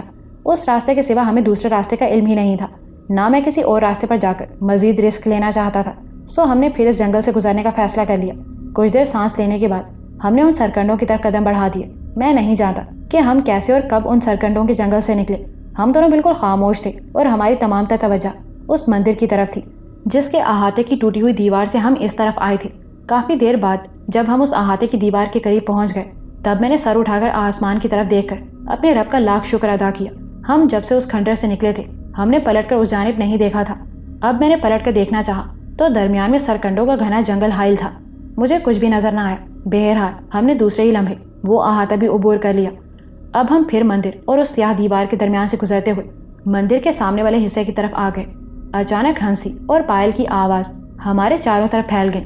میں اور شرف الدین بھونج کے ہو کر مندر کے دروازے کی طرف دیکھنے لگے۔ وہاں سے وہی عورتیں باہر آ رہی تھیں جنہیں ہم نے رات مندر میں داخل ہوتے دیکھا تھا۔ ان کے ہاتھوں میں جلتی ہوئی موم بتیاں تھیں جن کی روشنی میں ان سب کے چہرے چاند کی طرح چمک رہے تھے۔ یہ سب ابھی تک یہیں تھیں؟ میں نے شرف الدین سے پوچھا۔ کیا رات بھر یہاں؟ نہیں، یہاں رات بھر ٹھہرنے کی اجازت نہیں ہے۔ یہ مندر رات 10 بجے سے پہلے ہی ویران ہو جاتا ہے، کیونکہ کہتے ہیں کہ اس مندر کی دیوی رات 10 بجے کے بعد اپنی بھیٹ قبول کرتی ہے۔ جس عورت کے لڑکی کی دی ہوئی بھیٹ قبول ہو جاتی ہے اس کے ڈالے ہوئے گیندے کے پھول کھلے رہتے ہیں، اور جس کی بھیٹ قبول نہیں ہوتی اس کے پھول مرجھا جاتے ہیں۔ یہ لڑکیاں صبح اپنی بھیٹ کے بارے میں جاننے کے لیے آتی ہیں، لیکن سورج نکلنے کے بعد وہ یہاں آتی ہیں۔ اگر ایسا ضروری ہوتا تو وہ سورج نکلنے کے بعد ہی آتی، ابھی تو سورج نہیں نکلا۔ میں نے حیرت سے کہا۔ میں نے محسوس کیا کہ شرف الدین بھونج کا کھڑا ایک جانب دیکھ رہا ہے۔ میں نے اس کی نگاہوں کا تعاقب کیا تو میں خود بھی حیران ہو گیا۔ ایک جانب تانگے کھڑے تھے جن کی طرف وہ لڑکیاں جا رہی تھیں۔ وہ لڑکیوں نے روشن موم بتیوں کی تھالیاں مندر کے دروازے میں رکھ دی تھیں اور اب انہی کی روشنی میں آگے بڑھ رہی تھیں، اور دوسری جانب ہمارا تانگے والا بھی ابھی تک کھڑا تھا۔ شرف الدین تیزی سے اس جانب لپکا، میں بھی اس کے پیچھے تھا۔ تانگے والا اب بھی پچھلی سیٹ پر سینے پر ہاتھ باندھے لیٹا ہوا تھا۔ مجھے حیرت ہوئی کہ وہ اب تک ہمارا انتظار کر رہا تھا، ورنہ میں تو سمجھا تھا کہ اب یہاں سے گھر تک پیدل سفر کرنا پڑے گا۔ اے بھائی صاحب، شرف الدین نے اس کا کاندھا ہلایا۔ وہ ہڑبڑا کر اٹھ بیٹھا۔ ہاں کیا ہے؟ اوہ آپ لوگ، اس نے جلدی سے اترتے ہوئے اور اپنا چوخانے والا کپڑا اٹھاتے ہوئے کہا۔ اتنی جلدی کائے کو آ گئے؟ ہم تو سمجھے تھے گھنٹہ بھر سے زیادہ ہی لگے گا، اس نے چوخانے والے کپڑے کو سر پر باندھتے ہوئے کہا۔ پھر ہنسی کی آواز پر لڑکیوں کو دیکھتے ہوئے معنی خیز انداز میں مسکرایا۔ اچھا تو یوں آ گئے آپ لوگ جلدی، ورنہ تو… میں اور شرف الدین حیرت کے سمندر میں گویا ڈبکیاں کھا رہے تھے۔ جس قسم کی باتیں وہ کر رہا تھا اس سے لگتا تھا کہ ہم نے جانے اور واپس آنے میں دیر نہیں کی ہے، اور ہمارا خیال تھا کہ ہم تقریباً ساری رات گزار کر آ رہے ہیں۔ घंटा 1.5 घंटा तो हमें सरकंडों का जंगल उबूर करने में लग गया था। फिर उन खंडरात में भी काफ़ी से ज़्यादा वक्त अजियत से दो जा रहे थे। वापसी पर भी इतना ही वक्त लगा होगा जितना जाने में लगा था। हमने तो सोचा था चलो नींद का एक झोंका ले लेंगे। वो अभी बुड़बुड़ा रहा था, सवेरे निकलते हैं ना, इसलिए थक जाते हैं, यूं दोपहर में कैलूला कर लेते हैं, मगर अब हड्डियां धूप में फिर फिर कर गल गई हैं ना। जल्दी लेटें तो सुबह जोड़ जगह पर बैठते ही नहीं, कड़कड़ा जाती हैं हड्डियां। बाबू हमें कितनी देर हुई होगी? शरफुद्दीन ने तांगे में बैठते हुए पूछा। पता नहीं, घड़ी तो हमारे पास है नहीं, बस झपकी ली थी, मुश्किल से आधा घंटा लगा लो, चंद घड़ी इधर उधर हुई होगी बस। ये कहकर उसने चाबुक घुमाया और मुंह से टक टक की आवाज़ें निकालने लगा। उसका जवाब सुनकर मैं और शरफुद्दीन दोनों एक दूसरे को हैरत से देखने लगे। बात हमारी समझ में नहीं आई थी। मुझे ख्याल हुआ कि उसने झपकी ना ली होगी, नींद भरकर सोया होगा। हम क्योंकि जल्दी आने का कह गए थे इसलिए उसे यह ख्याल हुआ होगा। सोचकर मैंने शरफुद्दीन को खामोश रहने का इशारा कर दिया। वो तांगे वाला बहुत बातूनी था, मुसलसल कुछ न कुछ बोले जा रहा था, जबकि मैं खामोशी चाहता था। आखिर थककर मुझे कहना पड़ा कि वो कुछ देर को खामोश हो जाए। मेरी बात सुनकर उसका मुंह बन गया, मगर वो खामोश हो गया। हमारे आगे उन औरतों के तांगे जा रहे थे जो प्रार्थना करके लौट रही थी। उनकी हंसी, चूड़ियों की खनक और पायल की छनक के साथ ही सुनसान लंबी स्याह सड़क पर घोड़ों की टापों की आवाज़। अजीब सा मंजर था, शहर आ गई सा। आसमान बिल्कुल स्याह था, शहर की रोशनियों की झलक दूर से ऊपर फैली हुई थी, और जहाँ ये रोशनियाँ थी वहाँ आसमान हल्का रोशन नजर आ रहा था। जिस सड़क पर हम जा रहे थे वहाँ दूर दूर बिजली के खंभे थे, जिन पर कहीं बल्ब थे और कहीं नहीं थे। हवा में खुनकी बढ़ चुकी थी। मैंने उस जानिब निगाह की जहाँ से हम आ रहे थे। मंदिर की स्याह इमारत किसी दियो की तरह नजर आ रही थी, जिसके चारों तरफ एक होलनाक सकूत तारी था। कोई सोच भी नहीं सकता था कि इस होलनाक सकूत के पीछे हमने कितना अजियतनाक वक्त गुजारा है। उस साधु की खरखराती आवाज़, उसके दिमाग को खुरचती आंखें और उसका नीला पड़ता हुआ चेहरा अब भी मेरी निगाहों में था। जिस वक्त हम निकले थे उस वक्त मैंने उसकी इतनी कर्ब अंगेज चीख सुनी थी कि लग रहा था वो अब तक मर चुका होगा। मुझे शदीद हैरत उस बिच्छू पर थी। वो यकीनन बिच्छू था, मगर उसकी टांगें किसी केकड़े की तरह साधु के बदन में घुसी हुई थी। और वैसे भी मैंने इतना बड़ा बिच्छू पहली बार देखा था। शाह विलायत के मज़ार पर मैं बिच्छुओं को बहुत गौर से देख चुका था। वहाँ बड़े बिच्छू भी थे, मगर ये बिच्छू तो छोटे कछुए के बराबर का था। मेरे बदन में झुरझुरी सी दौड़ गई, मैं कपकपा कर रह गया। शरफुद्दीन शायद मेरी ही तरफ देख रहा था। उसने मेरा हाथ पकड़ लिया। क्या बात है वकारुल हसन? हाँ कुछ नहीं, मैं गुजरे हुए लम्हों के बारे में सोच रहा हूँ। ये सब सोचने को बड़ा वक्त पड़ा है। उसने मेरे हाथ को थपका। मैं भी खामोश हो गया। वो ठीक कह रहा था। अब हमारे पास सोचने को इन बातों के सिवा रह ही क्या गया था। शहर की रोशनी करीब आ गई थी। सड़कों की चहल पहल देखकर मुझे और शायद शरफुद्दीन को भी उस तांगे वालों की बातों का एतबार आ गया। सब कुछ वैसा ही था जैसा हम यहाँ गुजरते हुए छोड़ गए थे। मैंने पेट्रोल पंप के करीब लारी अड्डे की तरफ देखा और ये देखकर हैरतज़दा रह गया कि यहाँ से गुजरते हुए मैंने एक 18 बरस के लड़के को एक लारी धोते हुए देखा था। वो लारी तो धो चुका था, मगर अब टायर धो रहा था। गोया ये दुरुस्त था कि हम घंटा आधा घंटा ही गुजार कर वापस आ गए थे। होटल वाला अलबत्ता अपनी बेंचें और चारपाइयाँ उठा रहा था। बाल्टियाँ और बड़े बड़े भिगोने धुले हुए उल्टे रखे थे। वो होटल बंद करने की तैयारी कर रहा था। ये सब देखने के बाद मैंने शरफुद्दीन की तरफ देखा। उसकी निगाहें भी एतराफ़ पर थीं और चेहरे पर उलझन के साथ साथ गहरी सोच के साए थे। कुछ देर बाद हम घर के दरवाजे पर पहुंच गए। किराया पहले ही दे चुके थे। फिर भी मैंने उतरकर एक अठानी तांगे वाले के हाथ पर रख दी तो उसकी बाछें खुल गईं। बिगड़ा हुआ मूड एकदम खुशगवार हो गया और वो लहक कर बोला, बाबू हम लाल फाटक के करीब वाली गली में रहते हैं। सवेरे से निकलकर लारी अड्डे चले जाते हैं। अगर कभी ज़रूरत पड़े ना तो हमें ही कहना। ठीक है, तुम्हारा नाम क्या है? हमारा नाम तो खैर बहुत लंबा है, पर सारे जानने वाले छोटे मियाँ कहते हैं। किसी से भी पूछ लेना कि छोटे मियाँ तांगे वाले कहाँ हैं, बस हम पलक झपकते में आ जाएंगे। इस दौरान में मैं दरवाज़ा खटखटा चुका था। उसकी बात ख़त्म होते ही मैं बोला, ठीक है अब तुम जाओ। वो माथे पर हाथ रखते हुए सलाम करके आगे बढ़ गया। इसके साथ ही उसने तान लगाई, रमैया वस्तावैया, मैंने दिल तुझको दिया, रमैया वस्तावैया। वो गा रहा था। वो बेपनाह खुश था। शायद उसे पहली बार ऐसी सवारी मिली थी। मैं उसे जाता देखकर मुस्कुरा रहा था कि दरवाज़ा खुल गया